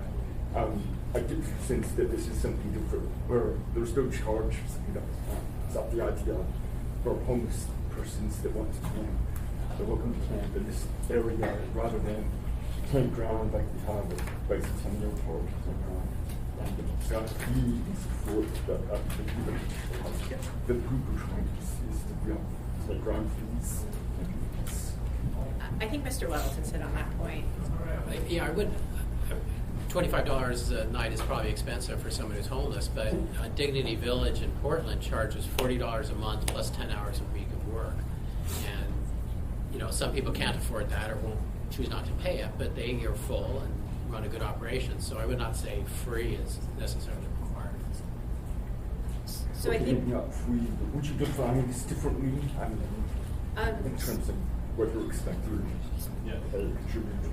So I think we're going to add a paragraph that we currently have permissible camping options within the municipality, whether that's privately run or publicly run, and that we aren't foreclosing the idea of when we say permissible camping, any fee structure or rule structures, but that we're just using that term as a way to frame the issue somewhat broadly, but then it goes in the questions, and actually in the paragraph as well, it also mentions the possibility of tiny home villages or cabins, like really leaving it as broad as possible so that we can get as much feedback as possible. In general, I just want to avoid getting a response from, for example, the Planning and Zoning Commission that says campgrounds are already permitted in these districts. So we want to make sure I'm defining something different than looks like the big code. Actually, that would be a really helpful response, that yes, there are campgrounds permitted in these districts. They either exist or don't exist, or this is the structure, and maybe we want to look at changing that structure. We want to get both an inventory of our current assets as well as what changes we may need to make. Okay. Thanks. Thank you. Yeah, Pete? Thank you, Mr. Chairman. I really like the idea of having them camp in the Walmart parking lots. I really think that's a really good idea. We should move forward. Well, I mean, RVs. with RVs, yeah. But we can take it one step further and let them put tents up there. I'm sure Walmart wouldn't care. I don't know that we don't. I mean, what is the rule there? I think we've seen it before. I mean, for allowing, I mean, I think it must be a Title 21 thing. I don't think I've seen tents. I think Walmart has repented of that policy. Oh, have they? That's my understanding. Oh, Yeah, we'd have to ask Eric. Sure. He's the- Well, you know, they may have actually, because I remember they moved to Target and to Cabela's. Targets and Cabela's picked up a huge amount of the RVs now. That's right. All right, moving on in our agenda to the 2020 budget. So this is two parts. First is go through the timeline, and you all probably have a lot of things in your calendar, so just to clarify what's what. And then second is to discuss any potential amendments that we are considering. So first, let me just go through the timeline. So we have today where we're talking about the budget and process. So let me know after I'm done going through this calendar if there's anything that you think we're missing process-wise. So tomorrow we're going to finish up general government and then do our utilities. On the 30th of October, we have a special meeting of the Budget and Finance Committee to discuss what I think largely we've seen as our three big bucket items that we need to talk about for the budget. So particularly AFD, which we've already heard it here today several times. Homelessness, and that goes in tandem with a conversation that's already happening on homelessness, but this is sort of us talking about it more and giving whatever guidance we want to give on that. And then the MLMP proceeds. And the administration has made it clear that if the Assembly wants to discuss sort of the policy decision of what to do with the proceeds, which basically right now it's a pretty simple decision. It's debt, paying off debt, or putting it in the trust, or some combination thereof. But having the Assembly formally weigh in on that policy.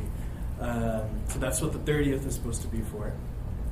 Then on November 8th, we have a special Rules Committee meeting specifically to talk about the Assembly budget and to talk about any proposed changes to the Assembly budget. I know, Fred, you're going to love that meeting.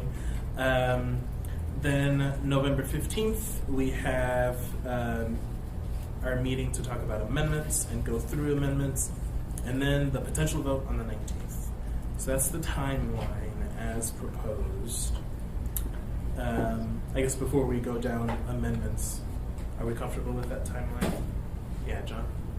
Look, it's already a lot of meetings, but you know, we had 5 minutes for our first public hearing on the budget.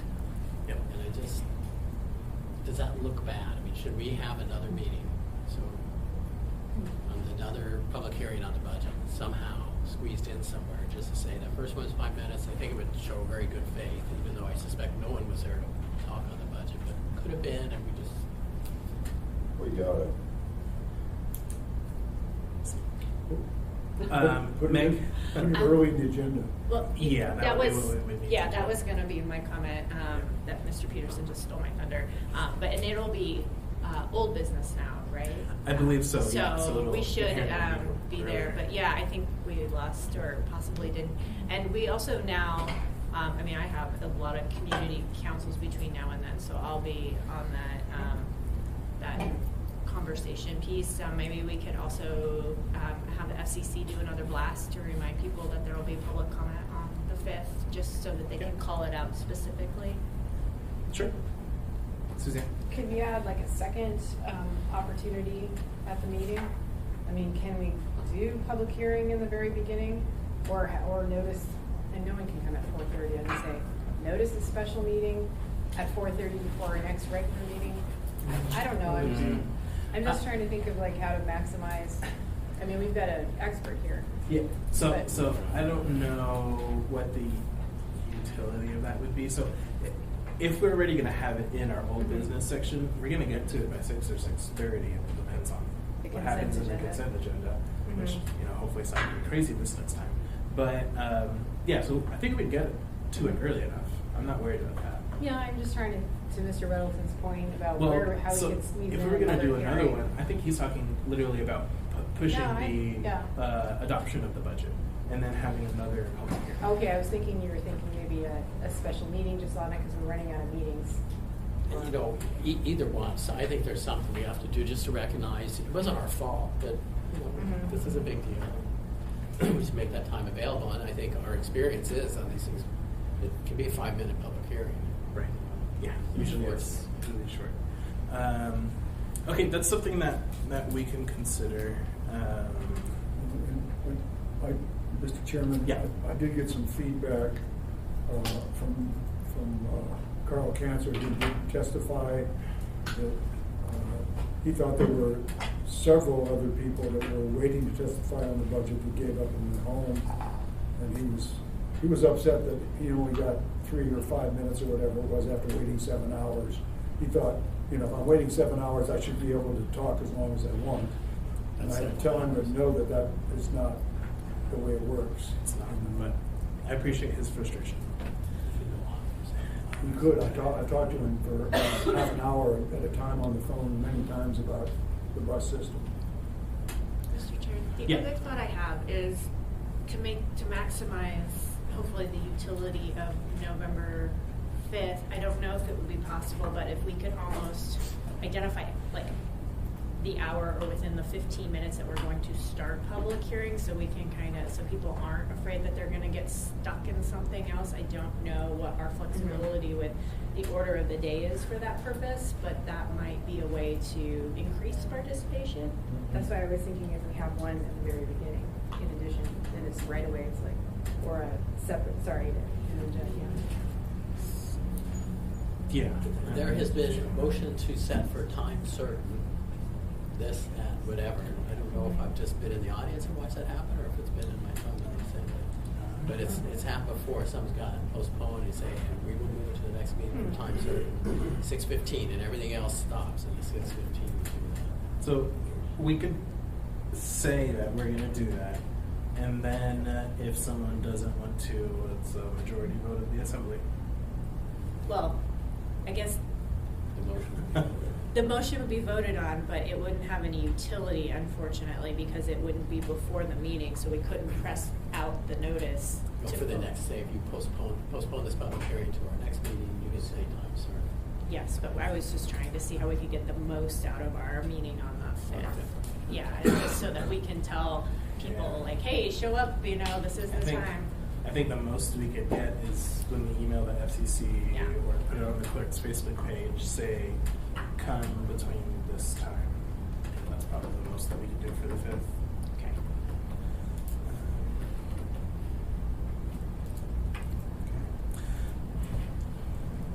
Then second item is amendments, and so some members, and some of them aren't here, wanted to get a sense of the amendments that we were considering.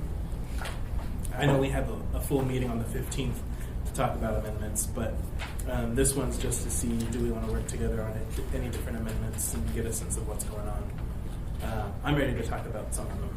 I don't know if other people are. Felix, I'm going to have to go.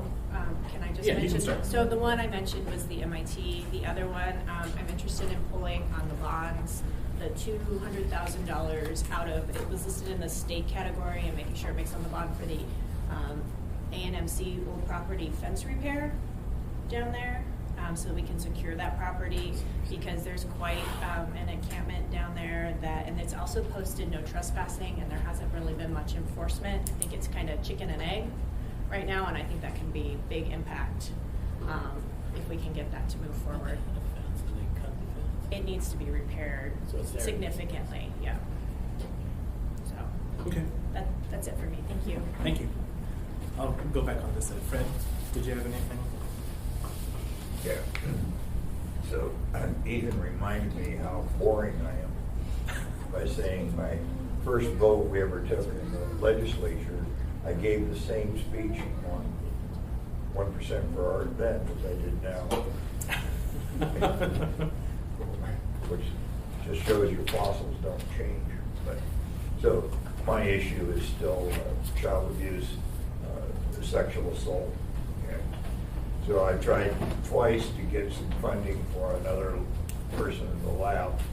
And when the last go around, the chief financial officer and the mayor told me they were going to find 6 months worth of money and put it in the budget and get a person hired. That ain't happening.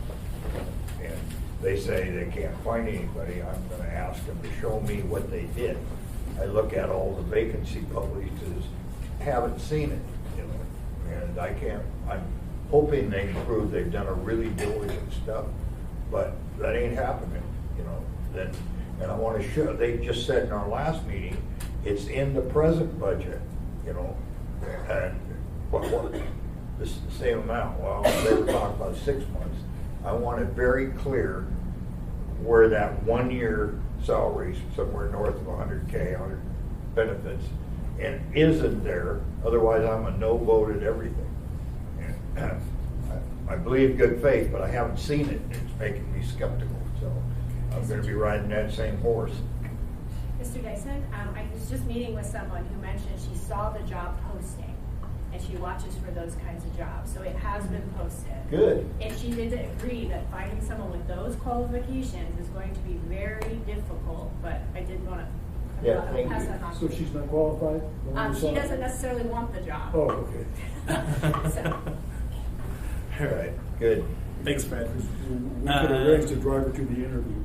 Yeah. All right, so for me, there are 3 different amendments that I am looking at. So first is regarding community council insurance. Somehow we're in the same position again, where the community councils need $10,000 for insurance, and they weren't able to come up with a solution to get those $10,000. So understanding the budget that we are in, they are putting $5,000 from savings and hoping that we will fill in the other 5. If not, they have $10,000 in savings they can use. The FCC has 10,000 in savings?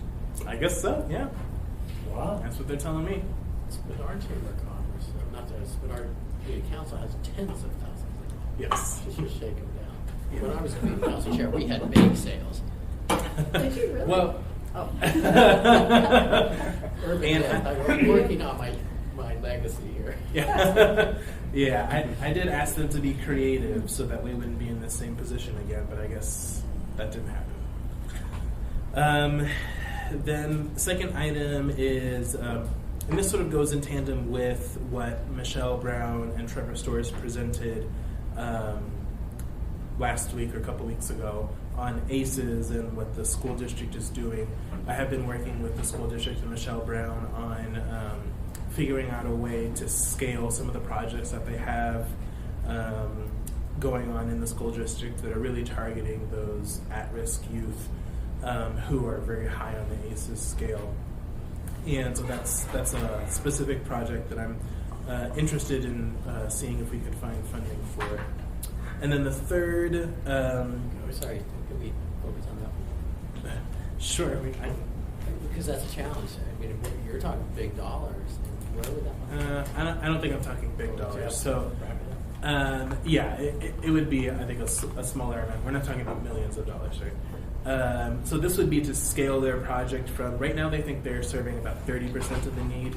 So this might scale the project to 50% of the need. So there'd still be a lot of people who aren't unmet. $15,000 or $100,000? So to get everything done, they told me that they needed approximately an additional close to $2 million to go from 30 to 100% of the need. So you put that from 30 to 50, we're probably talking about 250. Can you remind Fred and I again what ACEs means? Adverse childhood experiences. Okay, thank you. Yep. Because I still think it's Alaska's current bullshit. Yeah. May I interject? Sure. The health department has a DVD copy of the film Resilience, and it is about ACEs. Austin actually has it right now, and is going to return it like to the clerk's office, and I think it's really helpful because it shows. I don't know exactly what you're talking about, Felix, as far as what you want to fund, but some of the ways in which curriculum is adapted through pretty inexpensive ways to address some ACEs related issues. I don't know if that's part of what you're looking at, but I recommend the film. It's an hour long, and I think it's still with Austin. And oh man, Fred's not here. Oh well. But the third thing that I am looking at in terms of amendments is I am waiting for the administration to get back to me on some specific Assembly Department things. And so depending on how those conversations continue to go, you might see some amendments from me regarding the Assembly Department budget. I have a slightly different view than Fred does about our budget. That's it for me, though. Just one amendment right now, and it depends on how. Well, it has to do with the behavioral health analyst position out of the health department, and there was some confusion as we talked about. I know Bill Falsey is here now with what showed up in our binders, and it was more tied to homelessness. But the initial intent, as I understand it, was really to be a replacement for the urban fellow position that the health department had last year in support of like the substance misuse assessment work and research and data gathering, and also to apply for grants. The idea is that it would be eventually a fully funded position through grants, but the health department spread so thin, they're not able to pursue this. So I don't know yet if this amendment will be for a behavioral health analyst or an amount to support another urban fellow to apply. Go ahead. Well, that's profoundly different than the two skill sets that we're looking at. So, what is the situation? I mean, you're saying it's in the budget now. It talks about behavioral health analysts, but you're saying that the intent is something quite a bit different. Yes, I think that I don't know what happened with the description of the position that's in the budget, but that was not the one we had talked about in the context of the Health Policy Committee.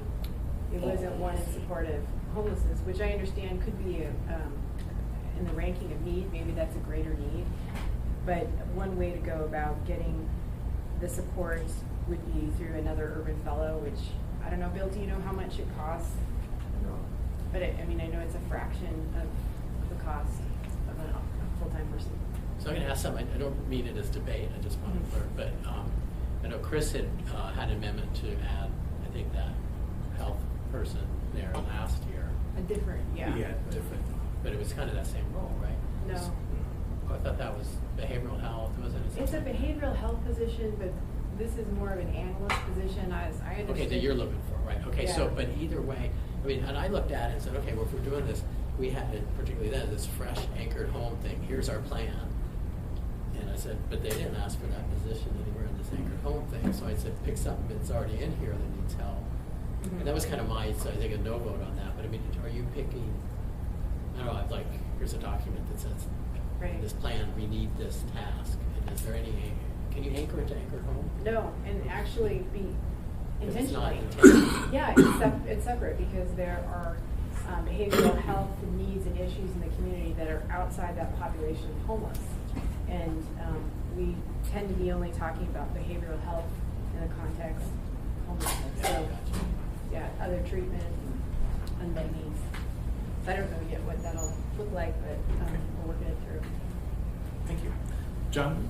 Yeah, nothing. Not to say I won't, but Yeah, fair enough. And I was just going to mention that, so this position would be one-time budget, and then it would be funded through grants after that. That's the intention, or? That's one scenario. I mean, that would be ideal. And I know that Ms. Pineda is also looking into grants now, but it's so, it's so uncertain. So I mean, if it was, it'd probably be an easier sell to the other members if it's a one-time money. You know, and then if they got the grants during the year, then they might be able to use that person to fill some of, to do some of the other things in that department that they don't have enough people to do. Right. Okay, so where's our money, people? Because I almost think anything we amend is kind of, each budget comes at us 1 year at a time. Nothing is guaranteed to be continued. We tend to, by routine, start with last year's and then add or delete, right? This is the thing. So an amendment by default, we should be thinking of it at one time. If we want it next year, Yes. we probably have to go through it again. Yep. That's the fault of it. Yeah, Oh, and yeah, Pete, did you have anything? I'm looking at a couple of capital improvement projects. I'm trying to get some information back from Kent about, I've got a street that I've been getting complaints about for years. It's in the CIP book, set to be done in 2022, but it says that it's going to be paid for by a state grant. And so we realize that that's probably not ever going to happen.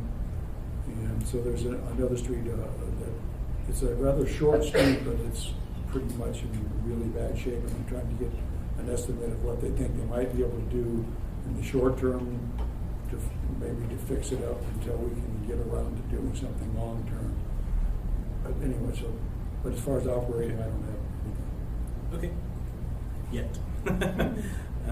Okay. So then we have 3 subjects left, and then audience participation. So let's try to get through these pretty quickly.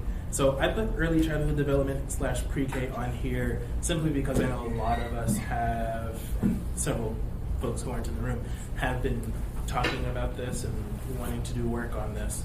And so I wanted to see if maybe there was some type of general frame that we could use, or some process, or at least get a sense of who's actually interested in having the discussion. And so I know, pointing at you, Suzanne, that you've been thinking about this a lot. Yeah, I never quite made it on the health policy committee agenda last year, so I'm glad to see the training that'll be available for members. And then actually, Bill is still here. And as far as the pre-K piece, we do have a meeting. Do you want to speak to the meeting we've got coming up, Bill, with the ASD? Do you have this? Yeah, we have put together a meeting with the school district, and I believe we've got the manual coming as well. We're really trying to get our handle on the baseline data, what we have in the pre-K world, who is on the wait list for the existing pre-K programs. Ideally, we'd like to have some solid data on the outcome from the natural experiment of those who made it into the pre-K programs and those who are on the wait list who didn't make it. This is a meeting that's long desired, but I think really kicks us off in a substantive way. So we will know more about what is possible after we get our commission. Is there a particular committee that this discussion belongs in? I know that you're looking to have health policy committee have that discussion later. Well, some of our initial conversations assumed it would be in health policy, but I didn't realize so many different members are working on, and I don't know what that means exactly to work on it at this point. So are you thinking maybe a task force or a subcommittee? Or It just depends on, and maybe we can just bring the subjects up again when we have more people at the table, but it depends on who's interested in what, because this is a very broad subject, and so we can all pick and choose the piece that we're interested in working on. So maybe we could just do that. We can bring it up next time when more members are here, and we can ask who's interested in this, and we can lay out the frame and here are the different pieces. I mean, I'm involved, especially on the pre-K piece. It's all of interest. Mm-hmm. But and Mr. Falsey has done a lot in that area to move it forward. But the rest, I think that's a good idea, probably a larger discussion, the group. Okay. Well, and the information we got about what the amount of funding it would take to to handle the demand for everyone who wants to be in pre-K was a really large number, 47 million if I recall. And right now I think they're just budgeting a couple million towards that, so I don't know, have any idea where that additional funding would come from. Yeah. Good question. Okay. Then moving on to legislative program. So as Pete said, November 8th is the next legislative committee meeting. I had asked all of the committees over the last couple of months to think about different items in the legislative program that you all wanted, understanding that I know at different committee meetings things have come up and we've said, oh, we should think about putting that in the legislative program, but I don't know if we've actually compiled all of those wishes. I did ask the clerk's office to look at and see if anyone had notes on things to include in the legislative programs. I don't know if you have any update on that. We think that a lot of the committees maybe didn't get to this, to drafting those. We don't have anything that has been compiled yet. Okay. All right. So then, I guess November 8th, the members who are come to the committee meeting should come prepared with specific items, and perhaps the co-chairs and the chairs of the committees should send items to be considered in that committee meeting if they aren't members of it. And just of note, I will be, because I'm just talking to 3 members right now, I will be emailing out notes of this committee meeting and the recording out to the whole body so that they can listen to this and be apprised of this work. And then lastly, continue new revenue discussions. Oh, yeah, sorry, this was included. So for members who wanted, sticking to the program, we got in our packet 2 copies of the legislative program. Oh, no, this is just a resolution. So, sorry. So this resolution was something that Austin and Forrest and Eric did, but so we have the 2018 legislative program, and then you'll remember that the 2019 legislative program was very different in nature. So you can just take a look at what our legislative programs in the past have looked like. What's that? 2019. Oh, cool.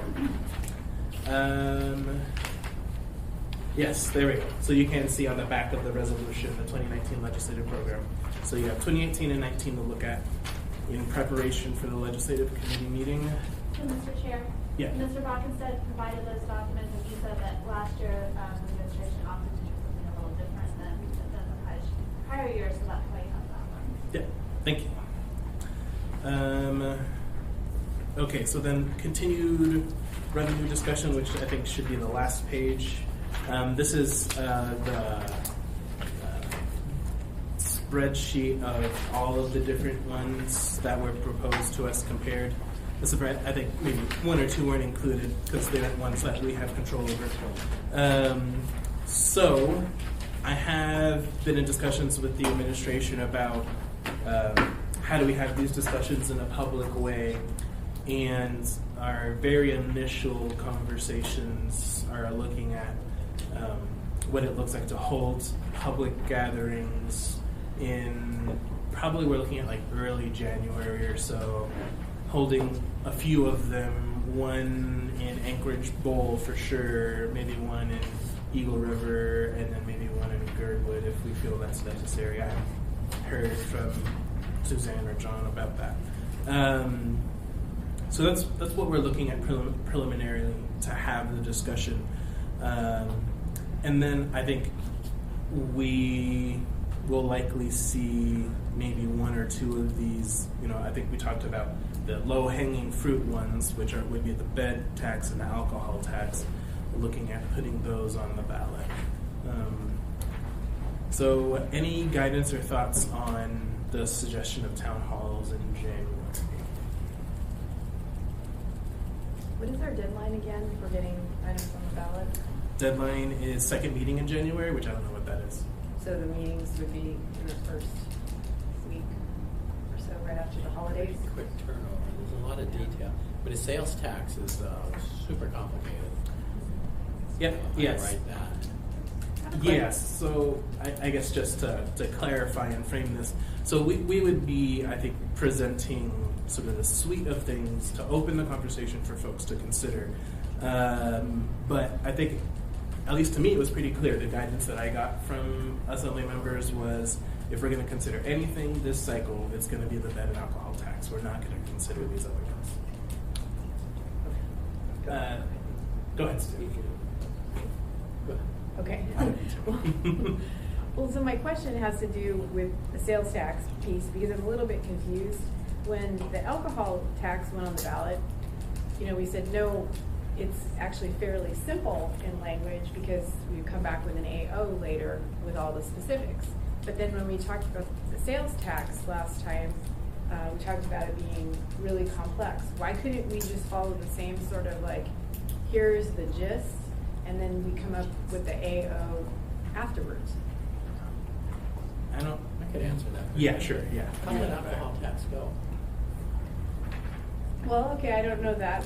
I mean, clearly it didn't pass, but is that the reason why? I mean, I think probably some specifics, but I think we could have added specifics without adding pages of it. Well, I guess in some regards you're right. You can't put the whole sales tax thing, but it's very alcohol. You could say this one product. So, John, could you speak to because I think, you and Peter are the only ones that have served that actually deliberated the sales tax. So, could you speak to what happened last time and how long that took? Well, I think Bill Evans brought it to us in December, and I would say if we're going to do sales tax, send his around, because it was actually fairly sensible, I think, as they go. I mean, you could argue lots of points, but I would certainly, of course, lawyers write them so they don't pay sales tax on their services. The retailers get totally hammered, but it depends on who crafts it. But within the world of sales taxes, do you do pharmaceuticals? Of course not. They're sick people. Food, they're hungry. You can't do food. Clothes, they'll be naked if you tax clothes. Pretty much you pare down everything, and so I think with the sales tax, you'd have to show what it was. And we've had other attempts. I mean, there was one, Doug Van Etten, I think, was involved in, and it was so vague, it was scary, and it went down too. It was so hard to get these through. Alcohol was exempted. What's going to be taxed and what isn't to be taxed. Well, Fred mentioned he has one, so. Yeah, well, we'll see it. Right. But I wonder, is that some deed or someone can you send around Bill Evans? I mean, what was your sense, Mayor? I mean, do you remember Bill's? I mean, it was a sales tax. And, yeah. There's bigger questions too that we didn't get to. Things like, do you include services? That's a question. Is there a cap? And some people have a $200 or a $500 cap, or no cap at all. And all of this impacts the revenue you're going to generate. What's food? The healthy food that the chair has there, is that food or not? Right. But I think his kept it pretty simple. I do believe there was a cap too. And there's some uniform sales taxes that are out there now. And I think AML is working on sort of a generic sales tax. And the thinking behind it is because the state hasn't stepped to the fore to create something that's uniform for all of Alaska. If all of the communities basically do it, then we're dealing off the same sheet of music, and there are things we get to do, like with internet sales. All of these there's a lot of policy considerations that get built into it. Standing up time for doing anything. As a retailer, big change for me is now that there are rules now where internet sales are taxed or have to pay the local tax. Because that's tough on a retailer already. You're getting clobbered on price. And I think retail likes it when internet. Oh yeah, no, it's tremendous. That's a huge. But you can't get to an internet sales unless you have a general sales. That's the limitation right now. If we could have just put an internet sales tax in front of y'all, we would have. Oh no, I understand. Yeah, but it just, already it's a tough platform, and if we gotta pay 2 to 6% more and they don't, that's really hard. If they're brought up, more There's a revenue. question of how much complexity we need to send to voters. I mean, one way of potentially decomplexifying it is because we might be interested in the internet sales component, what we'd be asking voters to do is levy a specific rate in compliance with the statewide income or sales tax pact that the municipalities, the Alaska municipalities are all agreeing to. So AML is quarterbacking an effort where all the local jurisdictions are trying to sign on to one kind of sales tax so that we could potentially get there. And part of the reason for that is because there are a lot of municipalities and villages around the state that don't have much of a tax base, and they don't have much of a business district, and so a lot of the purchases are purchases people buy online, and so that gives them revenue that they had never had before to make up for some of the revenue that the state's not giving them anymore. So going back though to a broader discussion and just I think reminding folks of last time that we talked, we had said the frame should be let's go to the people first and get what they think and really have it sort of a community-driven discussion. And I think that's why we're looking at having these town halls. We do want to have some, preferably before we start putting stuff on the ballot, but I don't think that needs to be a determining factor for especially the two that I keep going back to, right? The bed tax, alcohol tax. Those are two that the community has had discussions on. And so really when these other parts, we want to have that discussion with the community before we decide to put stuff on the ballot. I get the general sense that that's what we had talked about last time. And I mean, in terms of helping put these on, I mean, frankly, I'm probably going to ask each of your aides to help out with this because it's a lot of staff power in order to put on a variety of different town halls, even if we're just talking about 3 town halls, right? One in Girdwood, one in Eagle River, one in the Anchorage Bowl. Everyone's busy. So that's why I think January is probably a good time frame. Any other guidance that you want to give on that? Because I will continue having these conversations with the administration. I like the idea of a meeting in Girdwood. I mean, that's easy to set up, but Kyle set it up. Mm-hmm. That's actually, Girdwood's a piece of cake to set up because they got staff and space. Yeah. I like the Girdwood party. I mean, Yeah. You can do it at the Girdwood 2020 or Alliance Ball or whatever. Be a good discussion. Pin your tail on a tax or Right. something. They do that. That's great. You know, I just wanted to comment on, last time Ms. Quinn Davidson had mentioned, you know, people keep asking, why don't we have a sales tax here?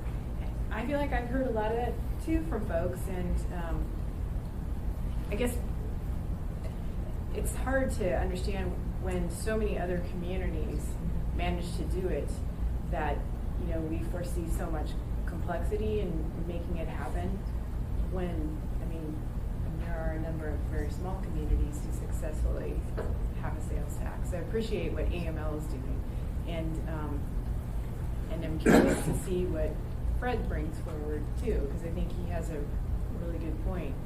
I don't know, as far as can you speak to what's different with the alcohol tax this time around? I know you've been having conversations. Do you know, Felix? So I actually would prefer if maybe someone from the administration would talk about that. But I think probably the biggest difference, as with all of these, is going to be the 50-50 split, right? 50% above the cap, 50% below the cap.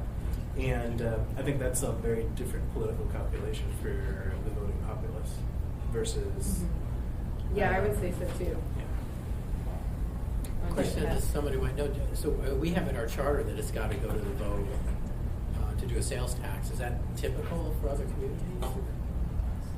I mean, maybe that's why they pass it, the assembly That's a good votes point. and it's in, Right. as opposed to going Well, and we also have that 60% threshold that we have that I don't know that Right. anyone else has. Well, only if it's not in the charter.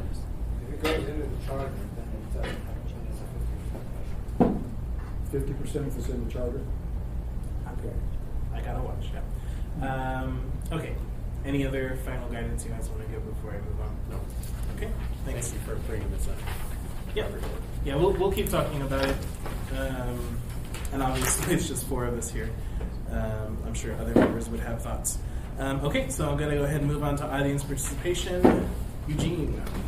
My name is Eugene Haven. I represent myself. I live in Metro Valley. Follow the public process. When the public process is done appropriately, decision made by the governing body is more likely in public interest. So let's go with the title of this meeting. Assembly Rules Committee-of-the-Whole. The meeting right now has only 4 members of the Assembly, and that's it. Assembly members there, Ron, Wellington, and Peterson. That's all that's present. I couldn't help but notice too is the most significant issue that I heard today, and you're going into taxes and sales taxes, and the mayor is present now addressing it. But those kind of issues, you would have thought that we had everyone here presented and not the tail end of the meeting. And also, nothing in the packet or agenda, whatever, was out there for the public to know any clue unless they walk in this room and then it's passed out here for the beginning of the meeting. So the public is continuing to be blind. And then the other thing of concern is continued use of the word stakeholders. I remind you, this is a public meeting. Then there's public hearings, and invite the public. But you continue using the word stakeholders, which means you're prejudiced the situation. You're selecting who you want to hear or speak or attend, and that is against the law, state law. But you welcome the public and not create a situation that only certain people are invited and attend. And then the last key thing is that I said, and I remind you, is you've got hot potato issues that are towards the tail end, and I hear the word town hall meeting. I've yet to see a real town hall meeting. The host is basically doing a sell job, and the public doesn't have much time to comment or question. And that's not the way it's supposed to be. It's the host is hearing from the public, and you're bringing in hot issues. And in the last proceeding of you talking about that last part of the agenda, there was a lot more thought and of how you were going to go about it. And now I see a sense of you're rushing to deal with it because you want to get to the voters. Is that the way to go? And one key thing to remind you, Dunbar mentioned at that previous meeting, on one of those taxes, that he wanted to pull it because what's that all about? Does anyone really know what one of those taxes is? Remind you there. And it was one on the list of that presentation. So I don't miss much, as you can see. And how much time do I have? 34 seconds, and just say this. You should have a budget hearing where the public has a chance. Out in the borough, they have budget hearings. There's nothing on the agenda at all. And they also move it around. And then the presentations of departments are done in the semi-chambers during the day with a video audio tape. But tomorrow you will be doing presentations of departments, and the public's going to be blind unless they hear the tape. Thank you very much. Thank you. And with that...